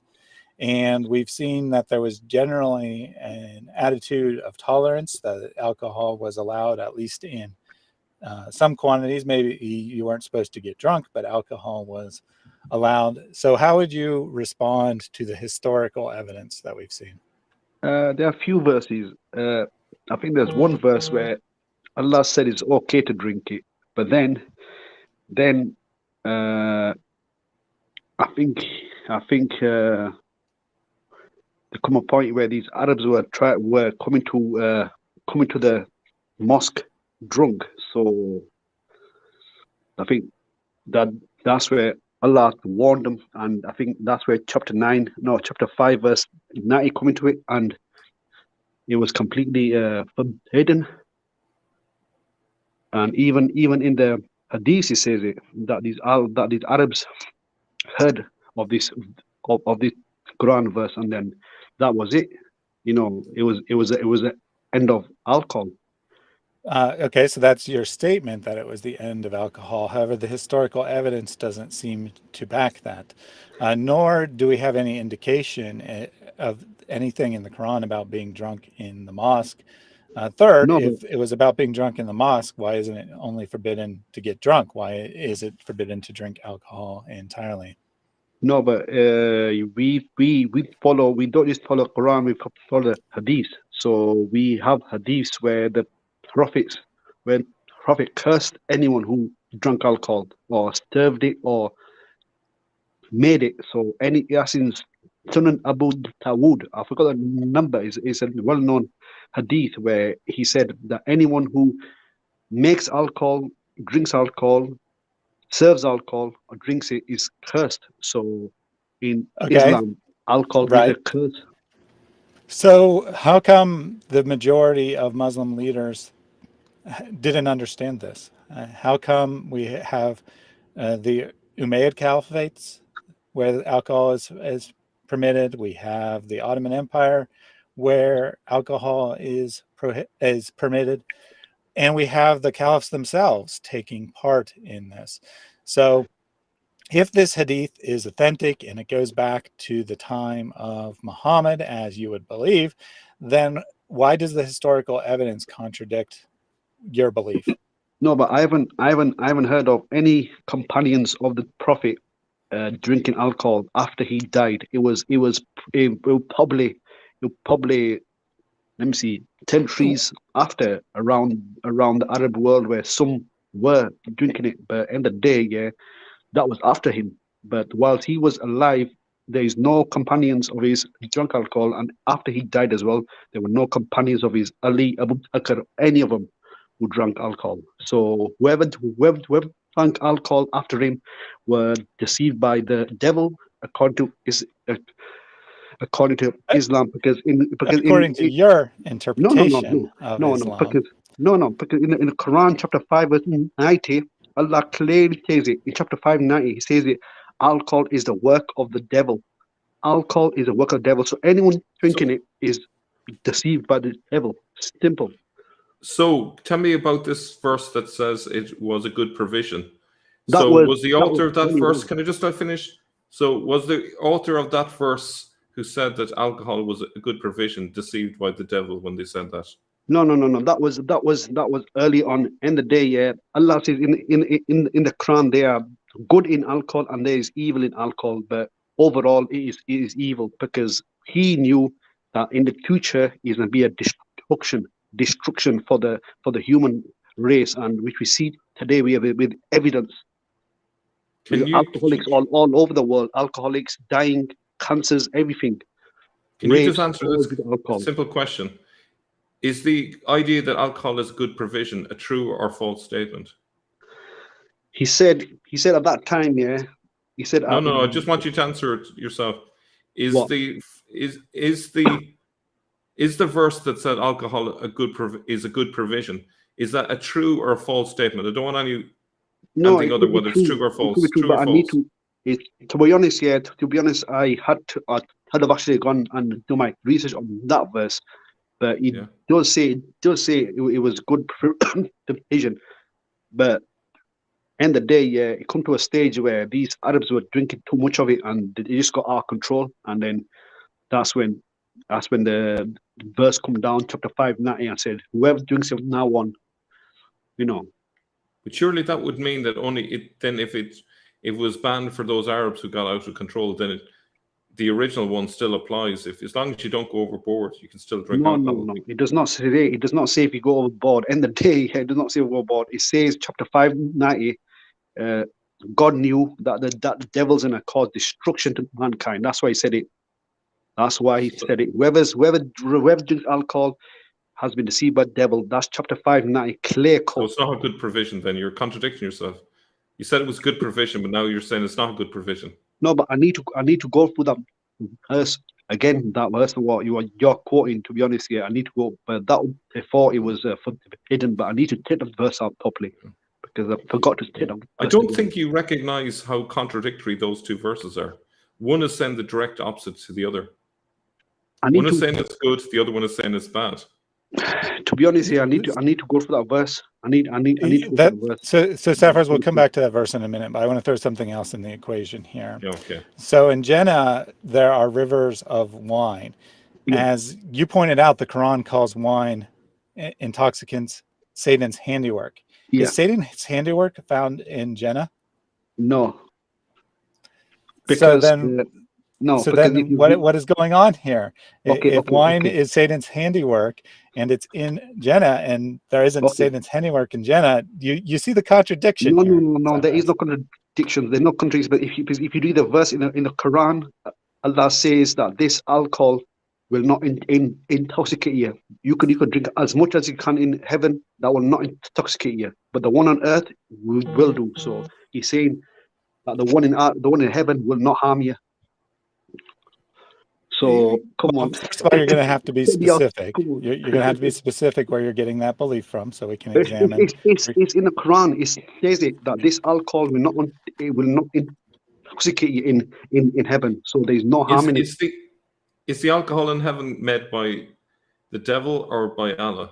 No, it's made by Allah because it is pure. It's pure. It will not intoxicate you. I told you that already. So then, not all alcohol is the devil's handiwork. At least some of it is Allah's. Any alcohol that intoxicates you is a work of the devil. Simple. That's earthly wine, and that's why Teddy Ossier, USA, you've got a lot of problems with alcohol. You've got a lot. That's irrelevant to what we're discussing. Let's stay on topic here. Okay, so you wanted to look at what the Quran says about the good verse about alcohol. So let me pull that up here, and because you said you needed to look at that verse because you didn't know. You knew the apologetic line, but you didn't actually know the words. No, I heard of it. I'm sure you've read it before, but you didn't recall offhand what it said. So let me just find that real quick here. So good provision.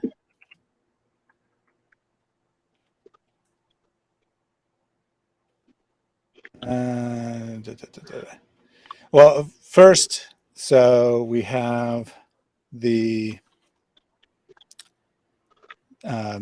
verse on the heavenly wine here. Descriptions of the heaven promised are the pious gardens in which there are rivers of incorruptible water and rivers of milk whose flavor does not change, and the rivers of drinks which is delicious to those who drink from it. Yeah. This doesn't seem to match up with what you're saying here. It's saying it's incorruptible. It's not saying that it's not intoxicating. No. There is a verse in the Quran, but got it out. I don't know what verse it is. There's a well-known verse in there which says that the alcohol it will not intoxicate you. There is one verse, but I need to find out, to be honest. 100% there is a verse in there. I should point out that the Quranic verse talking about the river of wine is a paraphrase of Saint Ephraim's hymn about paradise. I'm looking it up at the moment, so it's a copy of that. So it doesn't come from Allah. It's actually pre-existed in Christian literature. And I've done an analysis of it in terms of the comparison. So it's got essentially every element of Saint Ephraim. So it's not from Allah. It's from a Christian source. Christian source. Yeah. Come on. Most I'll of your start. religion is borrowed from Jewish and Christian sources. No, no. Yes, It's a yes, yes. confirmation. It's a confirmation. What was come. No, that's your belief. The reality is a bit different than your belief. So I believe you're probably referring to 37:47. So let me just read the context from here. Starting at verse 41, those will have a provision to determined fruits, and they will be honored in the gardens of pleasure, on thrones facing one another.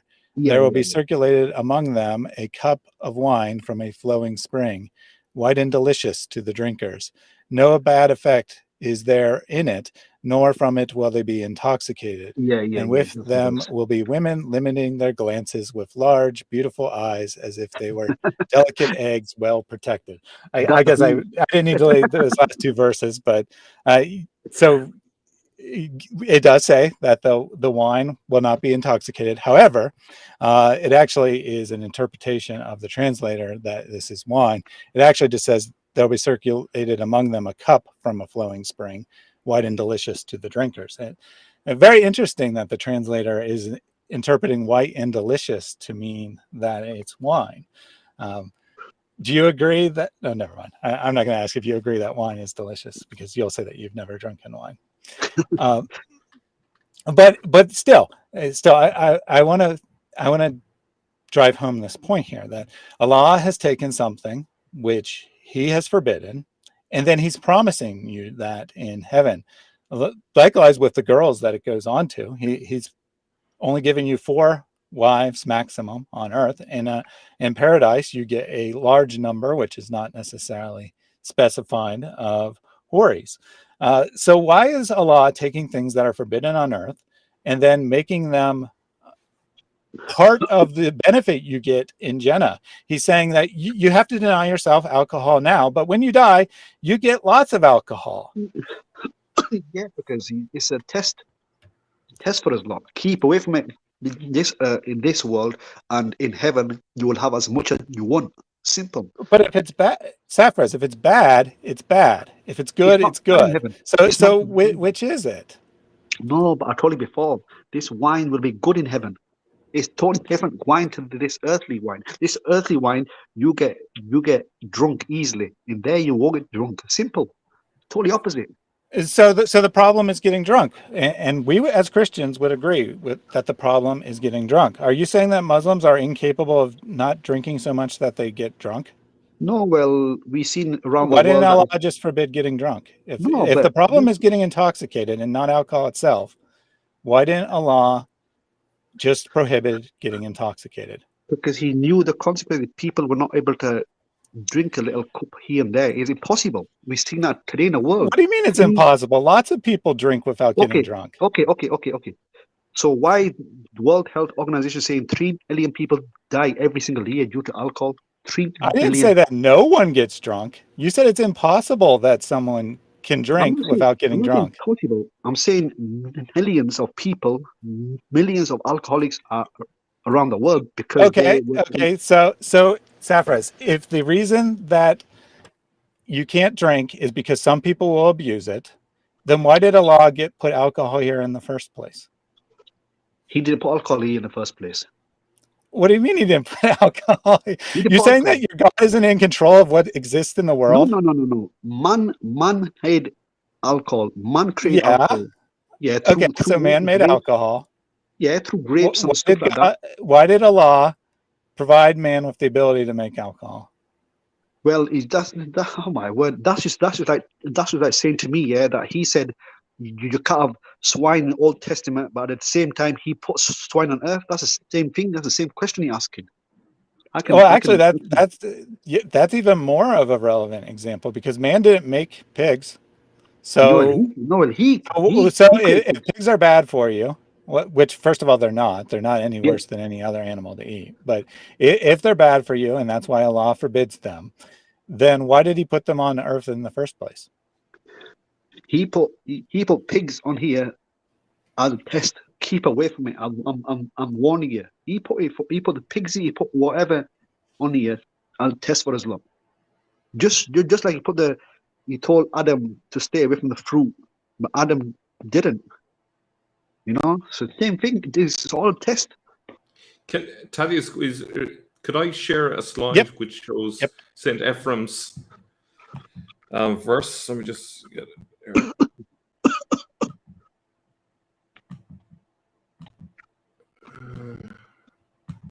Yep, Can you it's see that? loading up now. You see that? Yep, it's now on the screen. Oops. Let me I've a recording here. I didn't realize. Let me just see if I can get rid of the recording. 1 second. Let's try that again. All right. So this is Madrasha 9 from St. Ephraim. And St. Ephraim was centuries before Islam. And essentially, the Quran writes a paraphrase of this, which essentially has got the same concepts, the same description of paradise. It talks about people. Let me see. You have. Let me see where we read from here. A reference to a banquet. There's fruit of every savor range for the hand to pluck. Each type of fruit in due sequence approaches, each awaiting its turn. Fruit to eat and fruit to quench the thirst.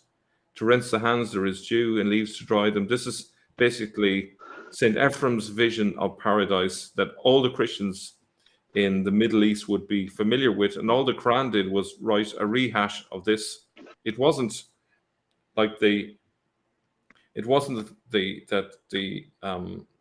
Quran is providing anything new. In fact, the Quran's version is less poetic than the original, but this is the original, and the Quran doesn't seem to fully grasp the significance of this, because in St. Ephraim's rendering, the fruit, the grapes, is a symbol of Jesus.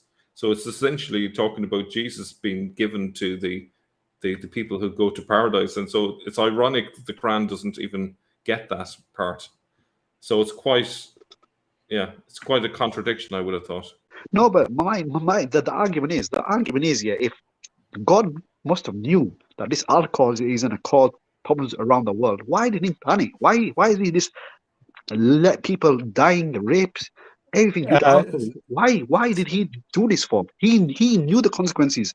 So why in Christianity God did not panic, knowing the consequences? So he did ban abuse of alcohol in Christianity. Christians are not allowed to get drunk. They're not allowed to abuse alcohol. Actually, if you read the Bible, it's very similar to the Quran, that the use of alcohol is discouraged, that it's said to be the source of evil many times. But at the same time, the Bible has a more full picture of alcohol and acknowledges that it has benefits as well. Kind of like how the Quran did when it said that alcohol is a good provision from Allah. Did you want to add something, Mel? I was just going to say the concept of personal responsibility comes into the picture here. And this is where the apparent contradictions, our friend was trying to reconcile the contradictions, but essentially the key element that he's not referring to is the idea of moderation. So in Christianity, alcohol can be really bad for you if you don't drink it in moderation. It's a really simple concept. So it's good for you as long as you drink it in moderation. Whereas the Islamic view under the Salafis is that any alcohol is bad for you, and you're incapable of being moderate. And I think that's a very pessimistic view of human beings. And I do believe that Christianity is better in its view of people. No. I don't think so. People have a personal responsibility, whereas Islam thinks we are all infants. We can't be personally responsible. No, because God knew that people will never be able to drink a small amount. So that's why he was more clever in Islam than Christianity. He knew it. They were not able to handle it. So Safraz, you said it's a test, right? If it's a test, if the presence of alcohol on earth is a test, isn't it more of a test if you're told to be responsible with your use of alcohol than just told not to drink it at all? I think it's better for God to have it completely banned, because he knew the future outcome of it. He knew the future outcome. Wouldn't it have been better if he left out the the verse that said that it was good provision. Surely, if he left that out, that might at least send a clear message. He's sending mixed signals. What's that? What's that verse called? Is that you're quoting? You had it up. The idea that alcohol was a good provision. Surah 5 something 92, was it? No, 590 is the forbidding of alcohol. I remember what the other one was. It was up. Yeah, sorry, I was trying to get it up, and then we got off topic, so I never actually pulled it up, and I don't remember the number offhand. I think it's like maybe 1237. No, it's 12 or 13, I think.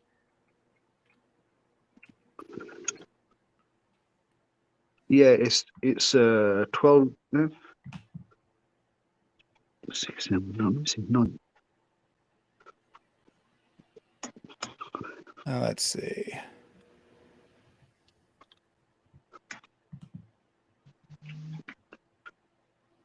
There we go.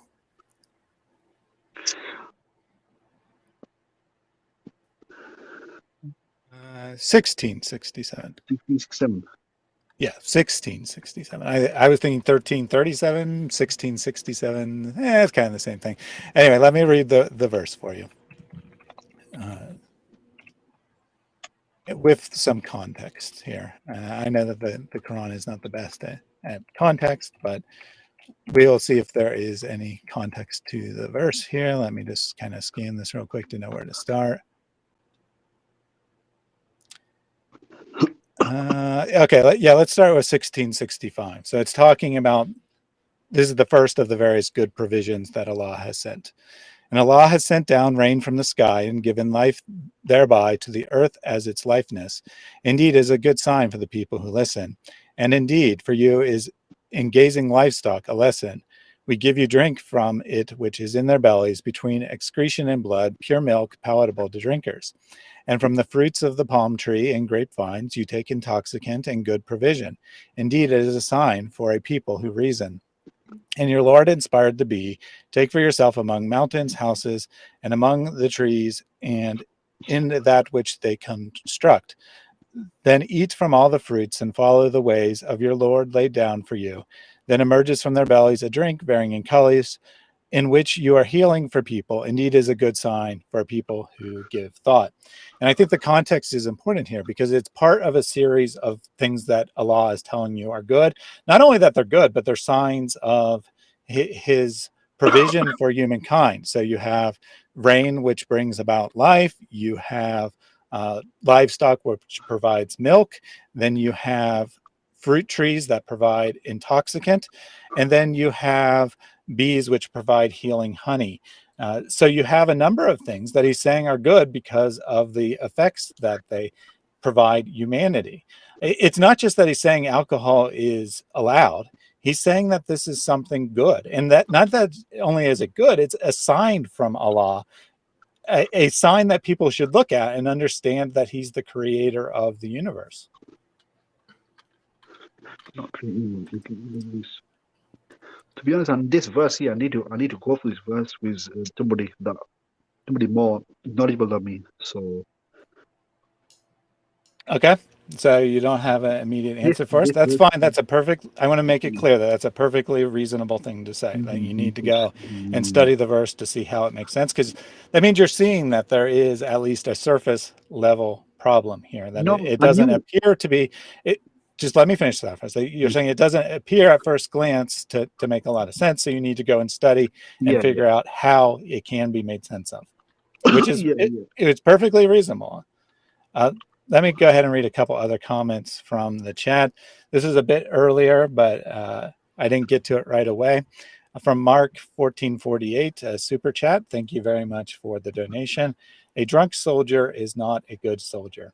I think what he's trying to imply here is that ultimately alcohol was outlawed in Islam for practical reasons, not because of any strong moral reasons, but because they saw the implications. And I believe that this is the supposed historical context of Muhammad forbidding alcohol, is that the soldiers were getting drunk and they weren't performing as well, so he decided to forbid alcohol. Any comment either of you want to say? All right. Let me just say, I was just looking into something there. I'm not sure if I have anything to add to the conversation. I think what you have here is you have a Quranic author who's borrowing from a Christian author from centuries before, a very famous author, not just any author, but a very famous author. And the author is trying to persuade Christians to join this new religion called Islam. And they're using Saint Ephrem as the lever to encourage people to join Islam. But the irony is that Muslims have forgotten that connection, and they don't realize that Saint Ephrem is not against alcohol. And so if you go through the Quran, you'll see numerous references to grapes and cups of wine and so forth, because it comes from a Christian context originally, and it's been misused in a totally different way. Unfortunately, Muslims don't seem to appreciate that the Christian view was that alcohol, if drunk moderately, is very good for you. I'm sure many of our viewers are aware of people who have lived well into their hundreds. I know I knew a woman who was 103, and I asked her, how come you've lived so long? And she says, I used to have a little shot of brandy every night as a nightcap. So if the Quran is correct, she shouldn't be living that old, because if it's something bad, she shouldn't be, you know. No. The Quran makes it clear it's due to the intoxication. It does not mean by the health. It's meant by intoxication. What it does to your head. You know, But this is why that's excessive. No. This is why the Mormons and the other Christian groups do not allow alcohol. That's only if you drink it excessively. Yes, but God knew that it will not be happening. There will not be drinking small amounts. He knew that humans are weak. They're going to keep drinking themselves to death. This is what we've seen in nightclubs. The young people drinking, and end up in the bloody graves. So Safraz, these young people you're referring to, they generally don't have any religious beliefs at all. So how exactly would Islam help them? Yeah. I know Christians in my area. They drink every day. They are hardcore Christians. They go to churches. They be drunk morning, afternoon, evening. They be drunk, and on the weekend they go straight to the churches. So you're saying. So what you're saying basically is, you know, of Christians who get drunk even though it's explicitly forbidden in the Bible. I know Muslims that drink even though it's explicitly forbidden in Islam. Again, how is this relevant? If someone drinks too much chocolate and gets fat, would you ban chocolate?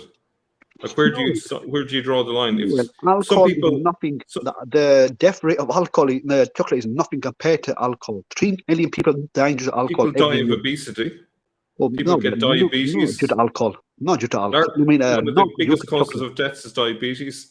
So but chocolate. While your argument, food should be banned, because food, if taken excessively, can cause deaths in diabetes, heart attacks. Let's ban food. Let's be consistent. I don't know if you look at that. Yeah, in our country we have a organization, the biggest organization in the UK, called Cancer Research UK.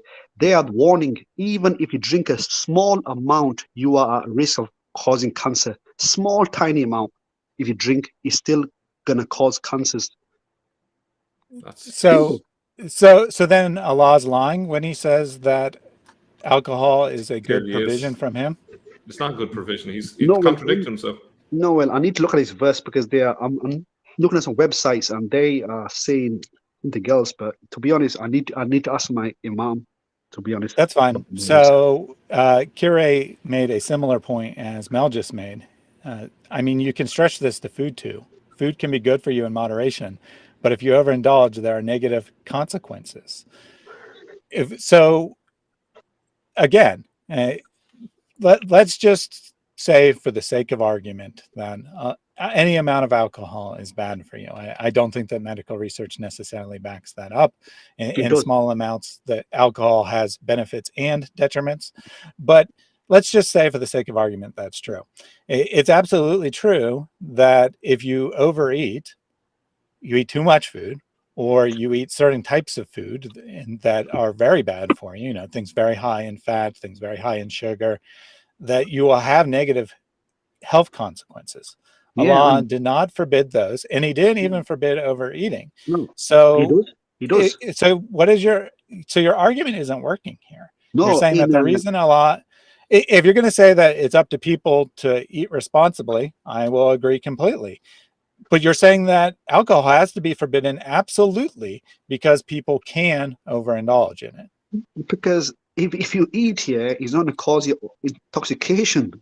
Drinking alcohol is the only thing that causes intoxication. But small amounts of alcohol don't cause intoxication, Safras. We agree that getting drunk, getting highly intoxicated is forbidden. It's forbidden in Christianity as well. You're not understanding the point here. If small amounts don't cause intoxication, then you can't use intoxication as the reason it's forbidden. But you're thinking about yourself here. What about the other ones that are alcoholics on the streets, homeless, dying? You're thinking about yourself. You're thinking about yourself. You're not thinking about other people. Can I just jump about everybody? Can I just jump in on this? You're taking the worst case scenario here, but there are a lot of people who take a small amount of alcohol, me included, once in a while, and most people train themselves to know where the line is in terms of avoiding getting intoxicated. But before you get to the point where you're intoxicated, you actually get the benefit of being relaxed, your muscles relaxed, you have you can chill out a little bit, you can remove the stress that's in your system. That is hugely beneficial to people. You have a benefit from drinking red wine for your arteries. It's good for your veins, as long as you just take a small amount, and that's proven. You get antioxidants from the red wine as well. So there's lots of good benefits from it. But you're throwing out the baby with the bathwater here by saying, no one is capable of drinking moderately, which is nonsense. No, because the majority of people are actually able to drink moderately. But the Quran verse, which in your mind, can I just finish the point? In your mind, you can only see the alcoholics, which are a tiny percentage of any population. If everyone was an alcoholic, then alcohol would be banned in every country because no one would want that. But it's only because there's a tiny percentage that alcohol is even sold. That's why it's sold, because most people are responsible enough because they have to get up for work the next day. They've got families to look after. Most people are not alcoholics. And that's a statistical fact. But you're painting the world as if everyone's alcoholic, which is nonsense. But and you don't go to pubs, so you don't know what goes on in pubs, presumably, unless you do go to pubs. We know what's up in pubs. We are pubs. But you don't go to pubs unless you're drinking. We are you're not in the pubs, are you? When was the last time you were in a pub? Yeah, but we have pubs around our streets close by. When was the last time you were in a pub? No. Listen. Answer me the question. When were you last in a pub? Let me answer your question. We have pubs around our streets, and every weekend they're coming out drunk, causing problems around our areas. Every weekend they're coming out drunk. That's the extreme. That's a tiny percentage. Every weekend. Were you ever inside a pub? Why? Enough man was inside pub for. You were never. So you're only judging. It's basically you're judging the. Okay. Answer my question. Why do people go to nightclubs for? To get drunk, commit adultery, and that's it. That's all they do. Drink. Not all. That's not the only reasons people go to clubs. People go to clubs to dance, to hang out with people, to have fun. Not everyone there is looking to pick someone up, and most people there aren't looking to drink at all. They go there, majority of them go there to drink, simple. How can you say that? You've never been inside a nightclub, so you're just guessing. It's kind of like a fireman who thinks every house is going on. Nightclub just finish the point. If you're a fireman, can you just listen to a second? If you're a fireman, and the only time you ever go to a house is if a house is on fire, you might think that every house is on fire because that's the only experience you have. So the only experience you have in connection to a pub is whenever you see drunks. So you think everyone in the pub is drunk, but that's not the case because you don't go into pubs. No, because end of the day, we see the stats. We look at countries like the Arab nations. They don't allow this rubbish to happen in their country. That's why they're living in peace without these issues with alcohol. Did you pay attention to this presentation at all? I'm not going to let you say that because we just showed that there is abundant use of alcohol in Islamic countries today. Yeah. No, but they don't allow alcohol to be drunk. Well, actually, about half the Muslim majority countries do allow alcohol to be drunk. No, Yeah. they do. Oh my, no. What am I saying to you? They cannot be drunk. I said people cannot be drunk around their areas. Qatar is So, one example. I am not aware of any country that, and there could be one. I'm not saying I know the laws of every Saudi country. Arabia. I'm not aware of any country that says it's legal to drink, but it's illegal to get drunk. Saudi Arabia do not allow alcohol. They don't. Right. They don't allow any alcohol in Saudi That's Arabia. good. That's really good. It's a clean, tasteful country. We don't want this rubbish in our countries. It's a work of the devil. Simple. It's a work of the devil. And yet the All elites right, go into the we're gated getting communities really to drink alcohol. far Come on, afield. we here. know the governments in the West. Yeah, the only reason why they allow alcohol and tobacco to be sold is for tax reasons. They don't care if people die over smoking and drinking. They're just interested in smoking. Since when is smoking forbidden in Islam? anything that harms your body is forbidden in Islam. Caffeine harms your body. Is caffeine forbidden? Caffeine doesn't harm you. Come on. Yes, it does. We drink coffee. Does coffee harm you? Yeah. Harm you? Caffeine in large quantities absolutely is harmful. Harmful on your heart. We drink saturated fat is extremely harmful. Is saturated fat prohibited in Islam? Well, yeah. Yeah, saturated fat's prohibited. Okay. No. I said if people eat too much, it's forbidden in Islam. You can't eat too much. You're supposed to eat based on what? But that's the whole thing with alcohol as well. As long as you don't drink too much. But that's the whole point. Alcohol intoxicates you. Food does not intoxicate you. That's what I'm telling you. Alcohol is the worst of you. All right, let's get back to this core issue of intoxication. All right, so Allah only forbid alcohol. He didn't forbid other types of intoxicants. As SG pointed out, that drugs are intoxicating. Too many Marys point out that hashish and opium are both super popular in the Islamic world. If you look at the #1 country for opium addiction, it is Afghanistan, a Muslim majority country, a 99+% Muslim country. And this is because that Allah didn't think to forbid opium. He did not think to forbid that. There's no verse in the Quran that says that opium is forbidden. No. There are no hadiths that say opium is forbidden. If you can't take anything that harms the body. Anything that harms the body is so how come the Muslims there don't seem to be on the same page as you? How come? Yeah, well, Afghanistan is the biggest cocaine dealers in the bloody world. We all know that. That's where it all grows, and that's where the army went there. So how come the Muslims are happy with it there? Take all the cocaine out of it. Okay, first of all, we were talking about opium, not cocaine.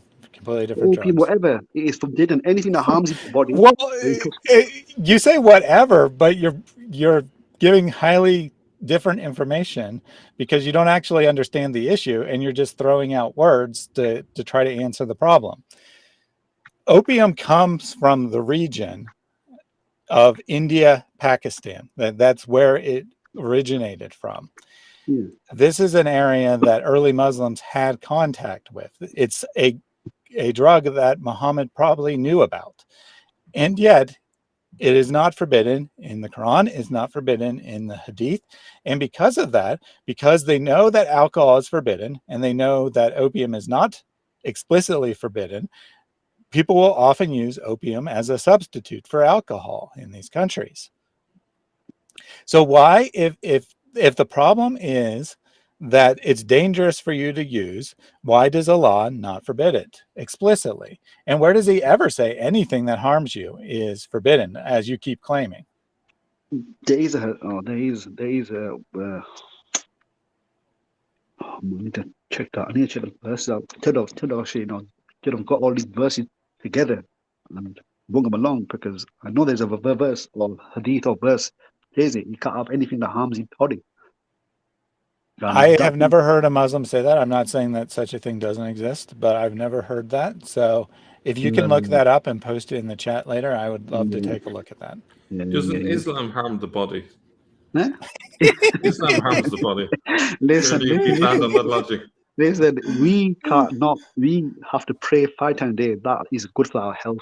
Pray 5 times a I day. don't think that I don't praying think five Ramadan days is a day is particularly good good for your for. physical health. I'm not saying it's bad for your physical health. It just has nothing to do with your physical health. You have contact with God 5 times a day, which keeps you away from evil. Simple.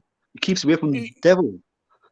Yeah, I agree. It's a spiritually beneficial thing, but we're talking about physical benefits here. You can't just take all kinds of different stuff and mix everything together and pretend like you're talking about the same thing.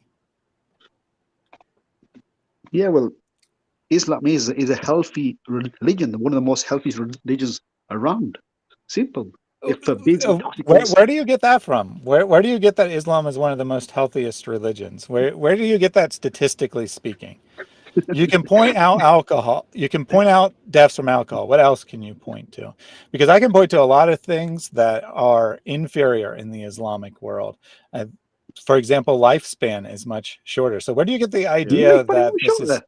Oh It my is, yeah. word! Come on, lifespan is much shorter. I'm not The saying it's Yeah. people. because of Islam. I'm just saying, where's your evidence? You're just making a statement of your belief that Islam is No, I'm saying beneficial. I'm saying I it's want to more see evidence healthier. of that. I'm saying Which of the Islamic countries are ahead in the world in any category whatsoever?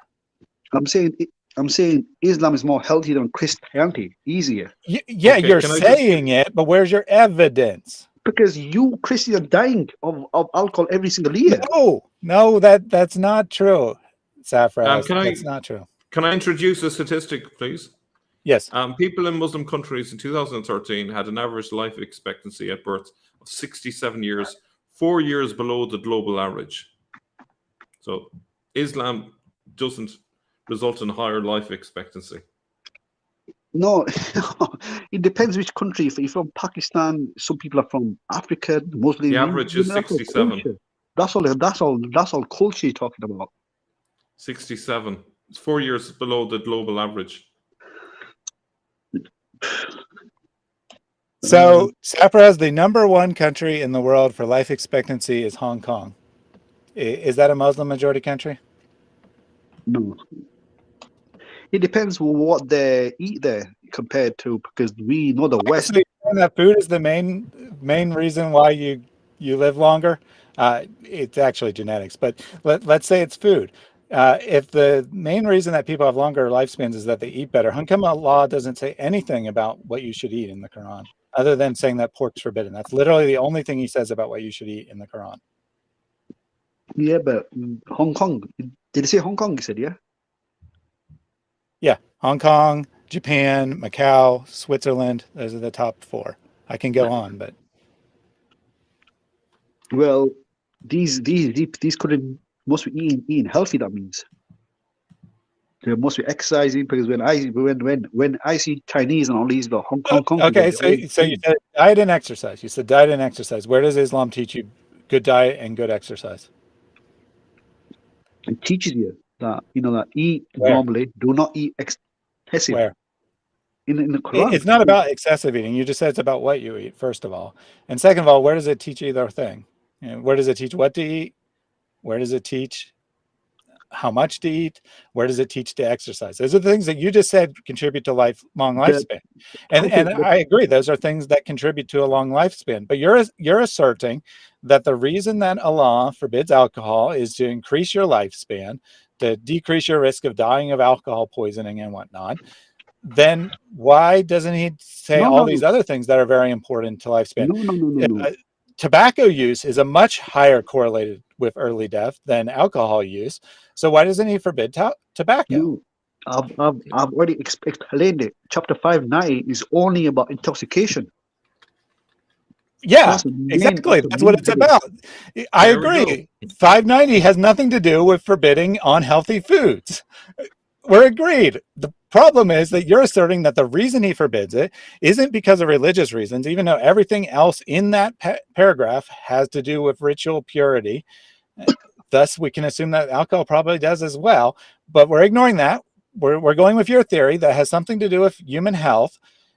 Therefore, why doesn't he forbid bad foods? Bad foods. The only foods that contribute to, things that he wouldn't have that an all-knowing God of the universe would know about, but a 7th century Arabian wouldn't know about. No, well, Like there isn't. a 7th century Arabian would have no idea what saturated fat is, but Allah would know what fatty foods are, and he could list specific foods that are forbidden because they're high in saturated fat. No. All foods are healthy. All foods are healthy. All foods are healthy, but you can't eat excessive food. Excessive. So one argument for food, another argument for alcohol. Okay, there's no consistency here. No, you're saying to me about food. It says you can eat meat, all meats. Just in normal, what we eat is like cow, we eat sheep, whatever. Yeah, they're healthy meats, but you can't eat too much of it. This is why obesity happens, and that's when. Okay, so Safras, why is pork forbidden? Because it's in the scriptures. Yes, I know that's why. That is how you know it's forbidden. But again, you said that alcohol is forbidden because it's unhealthy. Why is pork forbidden? Did Allah just pick that particular type of meat arbitrarily? Well, you should ask about the Old Testament, which forbids it as well. I know why it's forbidden in Judaism. It's about ritual purity. But again, I'm asking you about your beliefs. Why is pork forbidden in Islam? Is it for, you can't say it's, apparently you're not going to say because it's unhealthy, which I'm glad you're not going to say that, because that would be a ridiculous statement. I think you're saying that you don't know why pork is forbidden. So why can't you just say the same thing about alcohol, that some things Allah has decided are not allowed and some things are allowed? No, in Islam, that's the only animal that we can't eat. He told us just keep away from it. It's simple. It's unclean as well. I know you're not allowed to eat it. Why? And if you say because Allah forbid it, fine. That if that's your only reason, then fine. But you could just say the same thing about alcohol, that Allah forbid it, therefore it's not allowed. So why are you trying to give a different reason for alcohol than you're trying to give for pork? Because pork does not intoxicate you. I told you that already. Come on. All right, you're just going in circles. No, you can't. Let's get back to alcohol. All right. I think we've revealed the inconsistency. This verse but here, I had a super chat from Time is Fleeting, who says Safraz is wrong. Both the 2nd and 6th caliphs of the Umayyads drank alcohol and were part of the Salaf, the best 3 generations of Islam. The word alcohol itself comes from the Arabic term al-kuhol. So can you explain? You said that you didn't think any of the companions, any of the early Muslims, drank alcohol after Muhammad forbid it, or after Allah forbid it, whatever. Time is Fleeting is pointing out that you're wrong, that Muhammad explicitly says that the first 3 generations of Muslims are the best Muslims. And then he's pointing out that the caliphs, the most important members of society, were drinking alcohol, and doing so openly, I might add, that they didn't seem to think that it was forbidden. So what is your explanation for this historical evidence? Yeah, but has he got any quotes, evidence of this, or you just saying it? Yeah, there's evidence of it. I mean, I don't have it in front of me. You only have 50 characters or whatever to write a chat. So obviously he didn't quote the whole book or the whole historical document. But this is a fact. This is a fact. I can look this up. We can look at the historical evidence, but it's a fact that these 2 caliphs were known to drink alcohol. Well, it could have been the teachers of these people. It might have been certain people in them countries that drink alcohol, but it wasn't These are the caliphs. Huh? These are the caliphs. They're not just random people who had a bad teacher. These are the people who were the most important members of society, had the best access to information. They apparently didn't understand that alcohol was forbidden in Islam, which is what this whole presentation was about, how the forbidding of alcohol evolved slowly after time, and the evidence doesn't really back up the fact that it was forbidden at the time of Muhammad. Well, if they drunk alcohol, they were under the influence of Satan. Simple. All right, you got it from Safraz. The 2nd caliph of the Umayyad was under the influence of Satan, as was the 6th. And he was of the best generations of Islam, apparently. Well, it's clear in the hadith in Abu Dawud that whoever drinks alcohol is cursed. So anyone who drank alcohol after him, then that's it. It's up to them. They've been cursed. All right, I have one more question for you, Safras. So Allah decided to forbid alcohol sometime during Muhammad's prophecy, which means prophethood, Yeah. which means it wasn't forbidden in the time of Jesus. It wasn't forbidden in the time of Moses, whatever. It was only forbidden for the first time during the time of Muhammad. So why did Allah wait from the foundation of human society some 10,000 years prior to the time of Muhammad to forbid alcohol? In fact, the very first writing that we have is a recipe for making beer. It is literally the oldest known writing is a recipe for making beer. So humans were enjoying alcohol from, as near as we can tell, the foundation of human society up until the point of Muhammad. So if alcohol is bad for you, if it has no purpose whatsoever, why did he wait so long? Why didn't any of his previous thousands of prophets reveal this fact? Why did he wait till Muhammad? Because Muhammad was, we believe the prophets of Israel were sent for Israel only, and they were allowed to drink it. But we believe that Muhammad was sent for mankind, whole of mankind, for until the day of judgment. So, and that's why it was only for him to deliver them. So that's a statement of your belief, but the question wasn't what your belief is, it's why. Why did Allah allow this for so long if it's so detrimental as you claim? Because he knew in the future it'll be getting worse. It'll be getting worse. This alcohol issue will be getting worse. And there is a hadith where the Prophet said near the end times, alcohol will be drunk the most, and it'll cause a lot of damage. Well, alcohol is drunk by literally everyone in ancient society. So that's not much of a prediction, and it doesn't really explain anything. You say it gets worse. How has it gotten worse? The alcohol usage is much less today than it was 100 years ago, and it's much less use than it was 1,000 years ago, and it's much less use than it was 2,000 years ago. I don't know about that, because when I was young, I didn't see this much being compared to. Maybe you're hanging around. So your anecdote is that when you were young, you didn't see people drinking, which I'm sure you probably didn't because you were young and you weren't around people who were drinking. But that isn't backed by any actual usage statistics. Yeah, and the other thing is, I'm glad he admitted that Jewish people drink alcohol. But that creates a problem because Jesus was Jewish and he would have drank alcohol. And the Gospels report that he drank alcohol. We have the miracle of the turning water into wine in Cana. He refers to wine and bread at the Last Supper. And he said, do this in memory of me. And yet Muslims have a false idea of Jesus where he's a Muslim who doesn't drink alcohol. And that's ahistorical. So that creates problems. No, we believe that alcohol was drunk at that time, but there are some Muslim scholars and there are some even Christian groups that think that it was not alcohol, it was fruits or something. Yeah, but there are some Christian groups there who agree on that. But here's the contradiction: you believe that Jesus was a Muslim, and yet he was drinking alcohol. Do you see the contradiction? He was a Muslim, and there were a drinking Muslim. Yes, they were allowed at that time.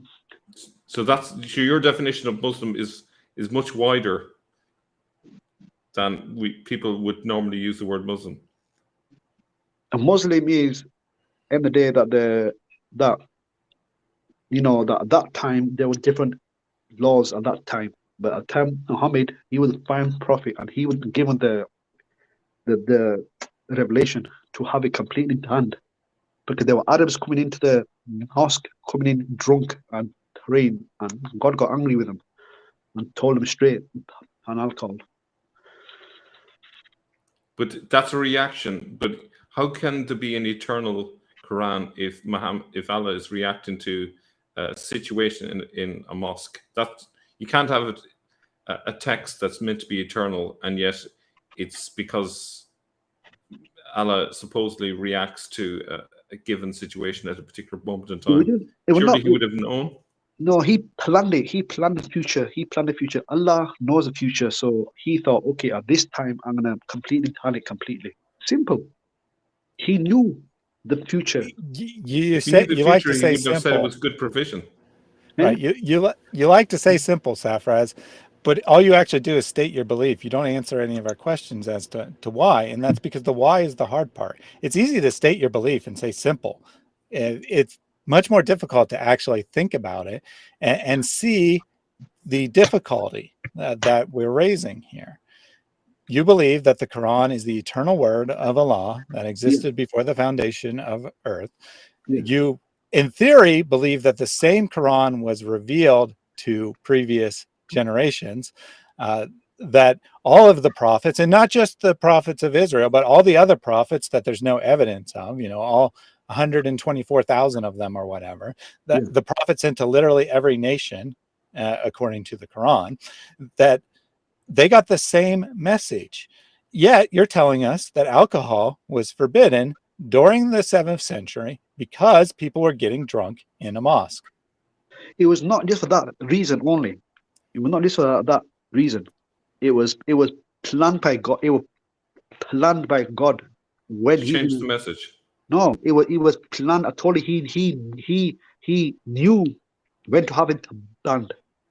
But you're saying Allah planned to change the message.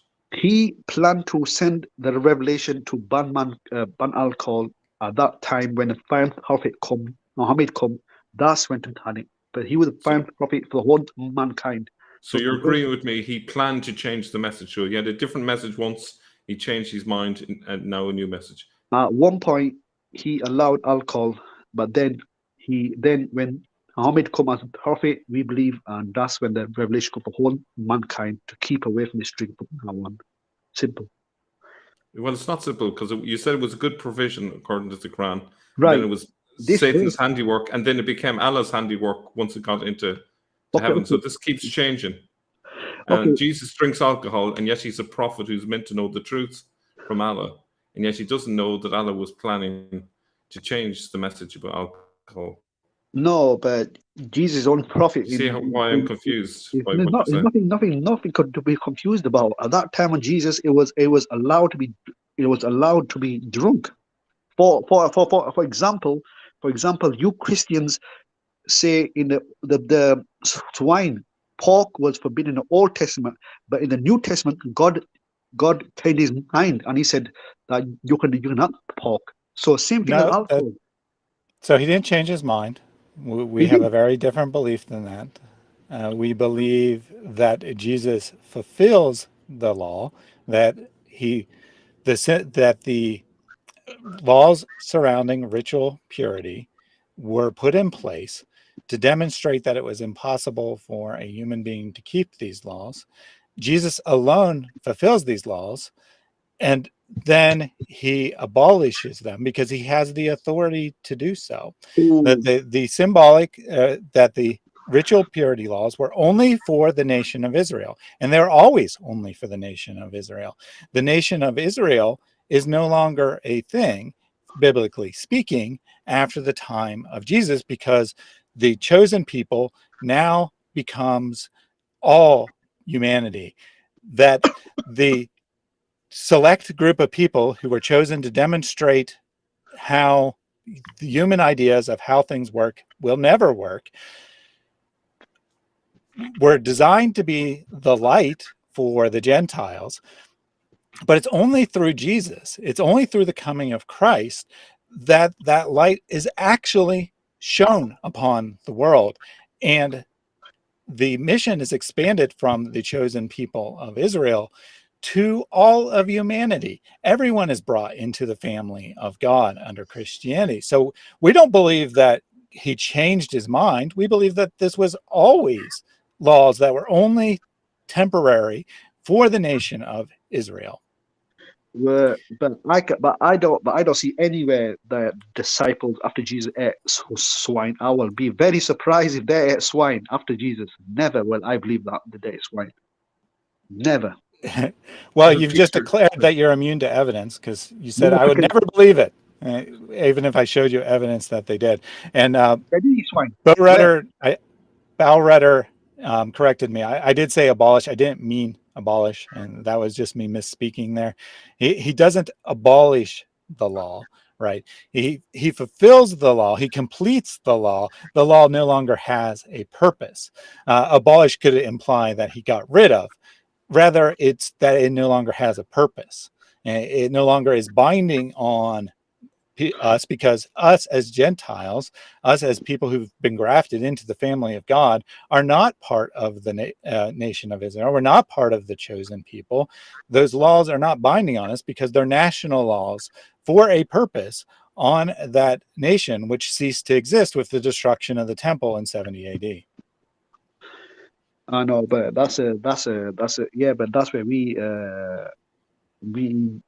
Muslim and Christians disagree, and there are even Christian groups out there like Seventh-day Adventists and other groups that do not eat pork, but they believe that pork is forbidden in the Bible. So this is confusion Yes, anyway. So you're no correct. point doing You're it. correct that there's diversity of opinion within Christianity. However, our opinion was that there's diversity of opinion within Islam, which you've refused to acknowledge.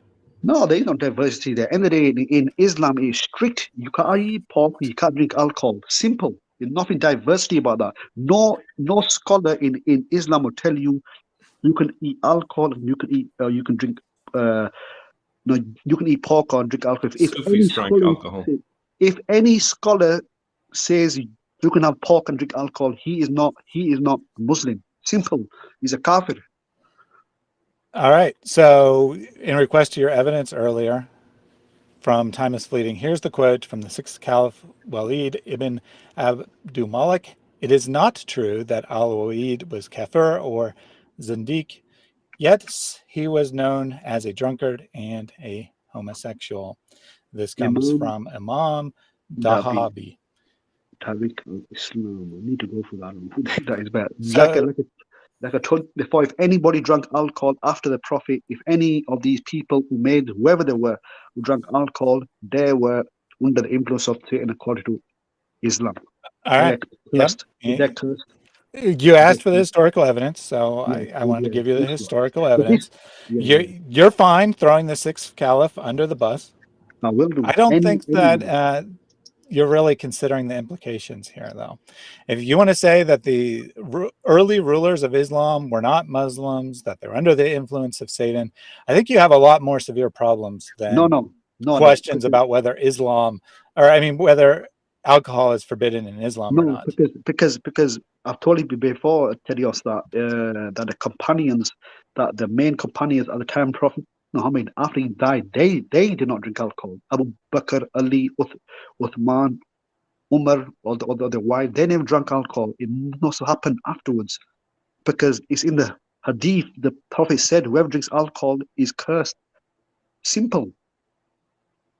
So whoever drank alcohol after him, all right, yes, I got you. The sixth caliph is cursed. Yeah, this is I can't accept the Hadiths as evidence because the Hadiths were only written down centuries later, so it's not good evidence. No. But the scholars have got evidence that these go back. They got the evidence. No, historically speaking, they're not reliable. It's not evidence. I'm sorry. You can't say that. You don't know scholars. Come on. We know how actual history is done. We know how actual history works, and there is not a historian in the entire world who would say, "Oh, this has a hadith chain on it, therefore it's reliable." And that's how the scholars of Islam decide whether something is acceptable or not. And guess how they decided which hadith chains were acceptable and which ones were not? They decided which hadith they wanted to keep.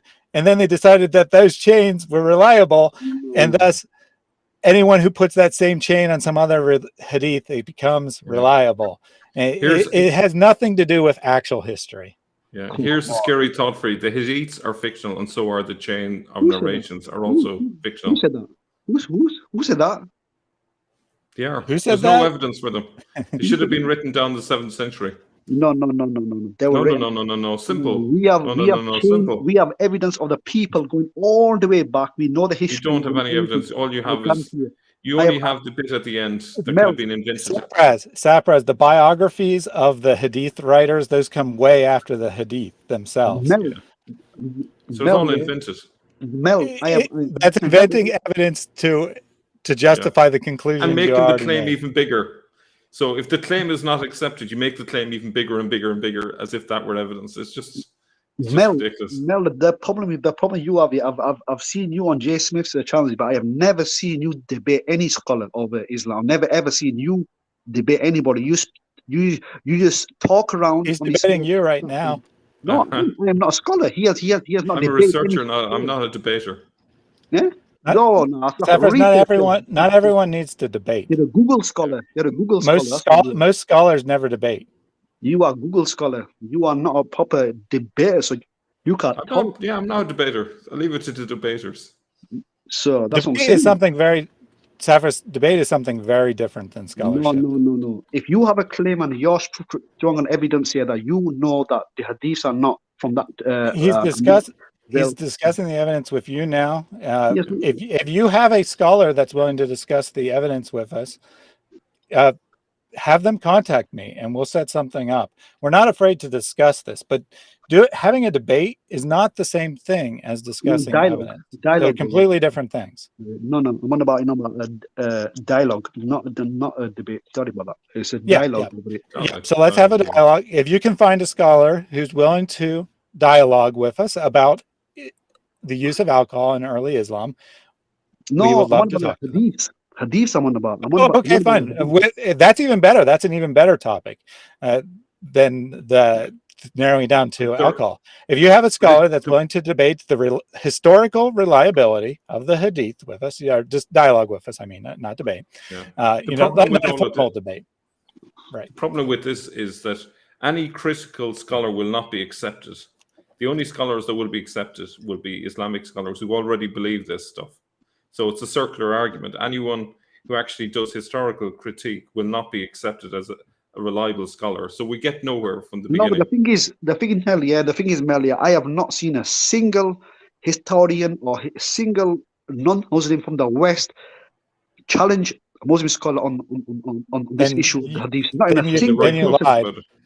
You said that you'd watched Mel's material with Jay. He mentions many such scholars. I've gone through dozens and dozens of scholars who basically, there's no Western scholar who actually accepts the hadith as because the Western scholars don't have a clue. The Western scholars don't have a clue over this. That's why. So one sentence you say, I have never heard of a single Western scholar.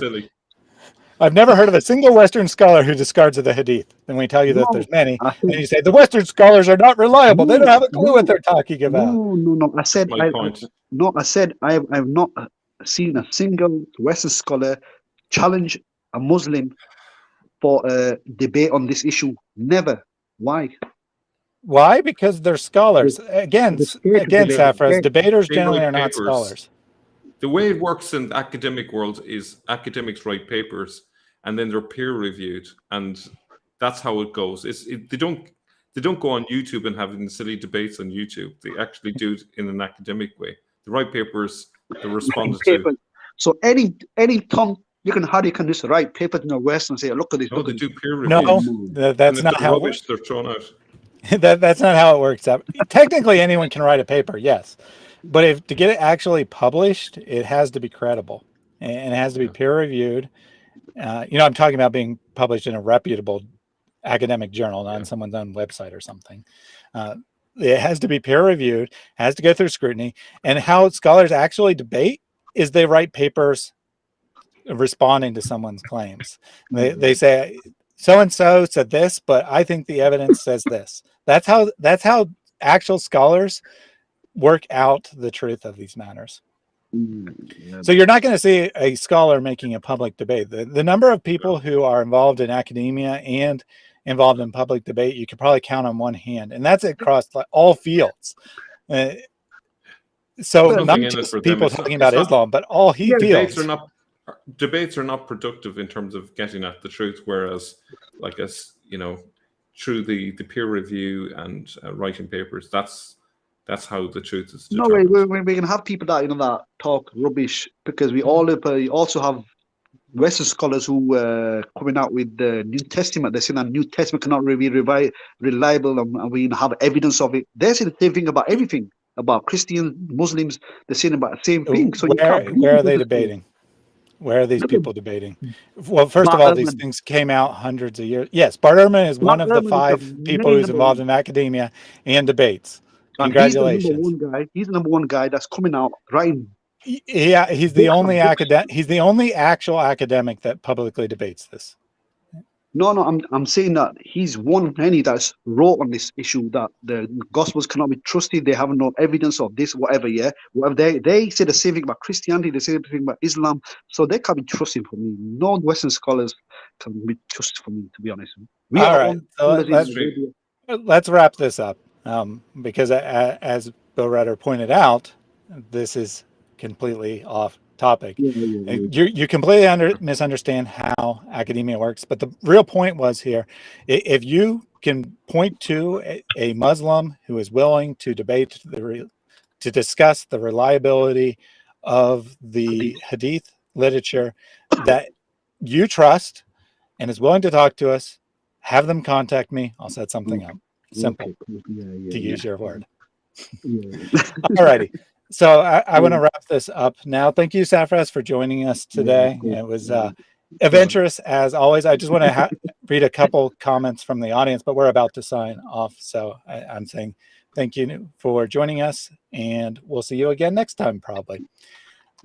Lol Gamer 0520 gave a super chat that just says hi. Thank you very much for that donation. I wanted to acknowledge that. And Time is Fleeting says the word avoid in Surah 590 is Fajtan Abuha, who, sorry for butchering the pronunciation, a rather feeble term for an absolute prohibition, more like a suggestion.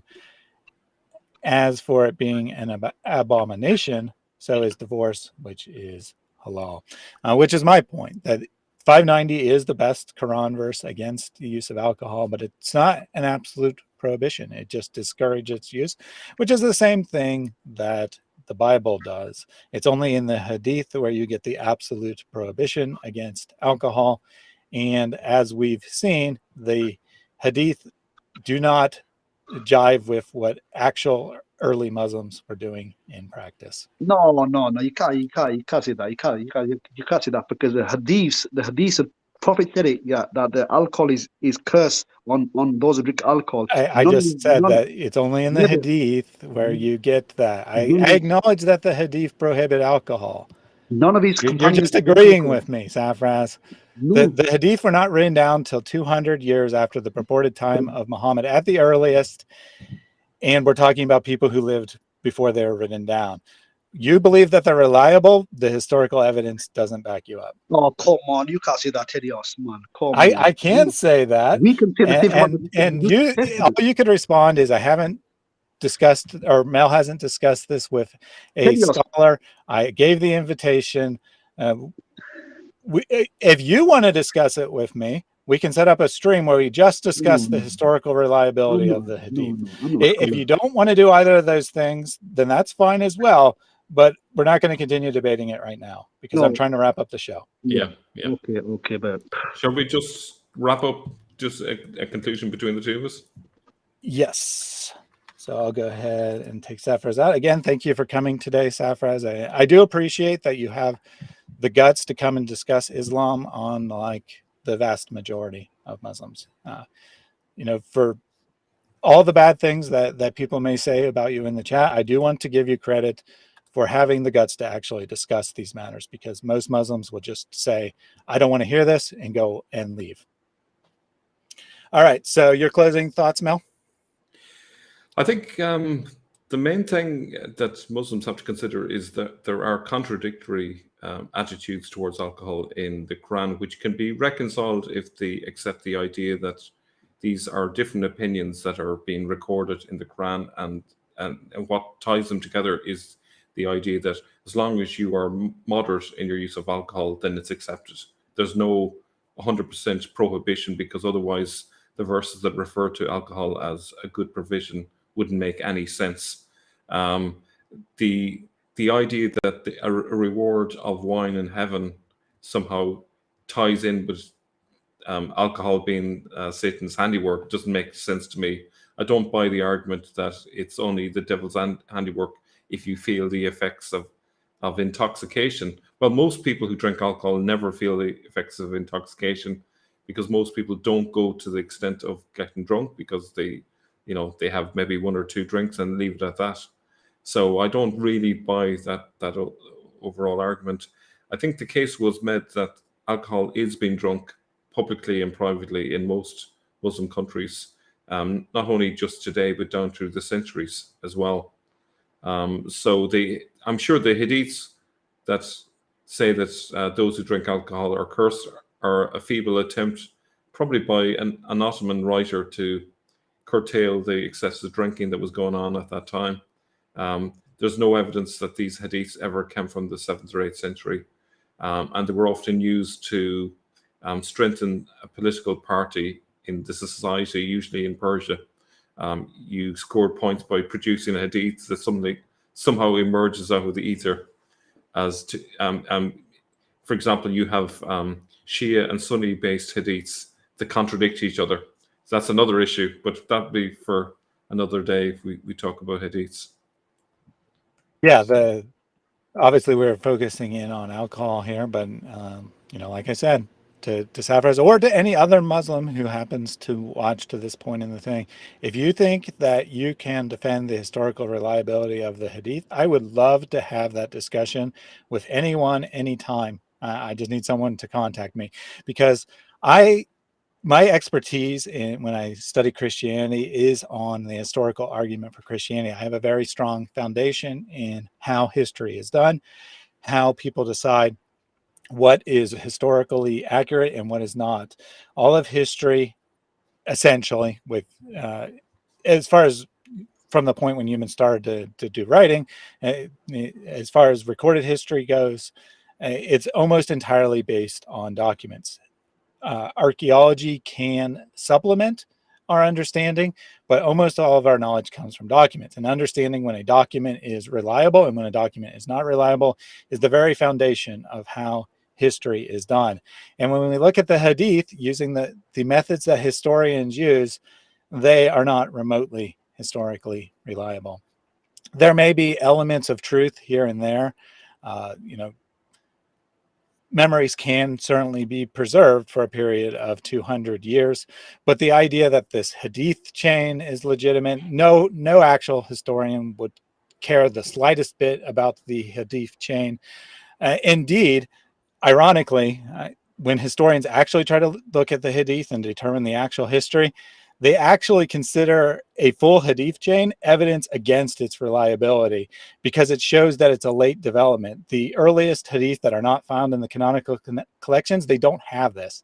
They only have a short hadith chain from a few generations, not going all the way back to Muhammad, which shows that the chains are made up, which means that these things that have the right hadith, or have the full hadith chains that are highly reliable, authentic in Islam, those are the things that are least likely to be reliable. They can contain some truth, but just to take them at face value is something that no historian ever would consider doing. Yeah.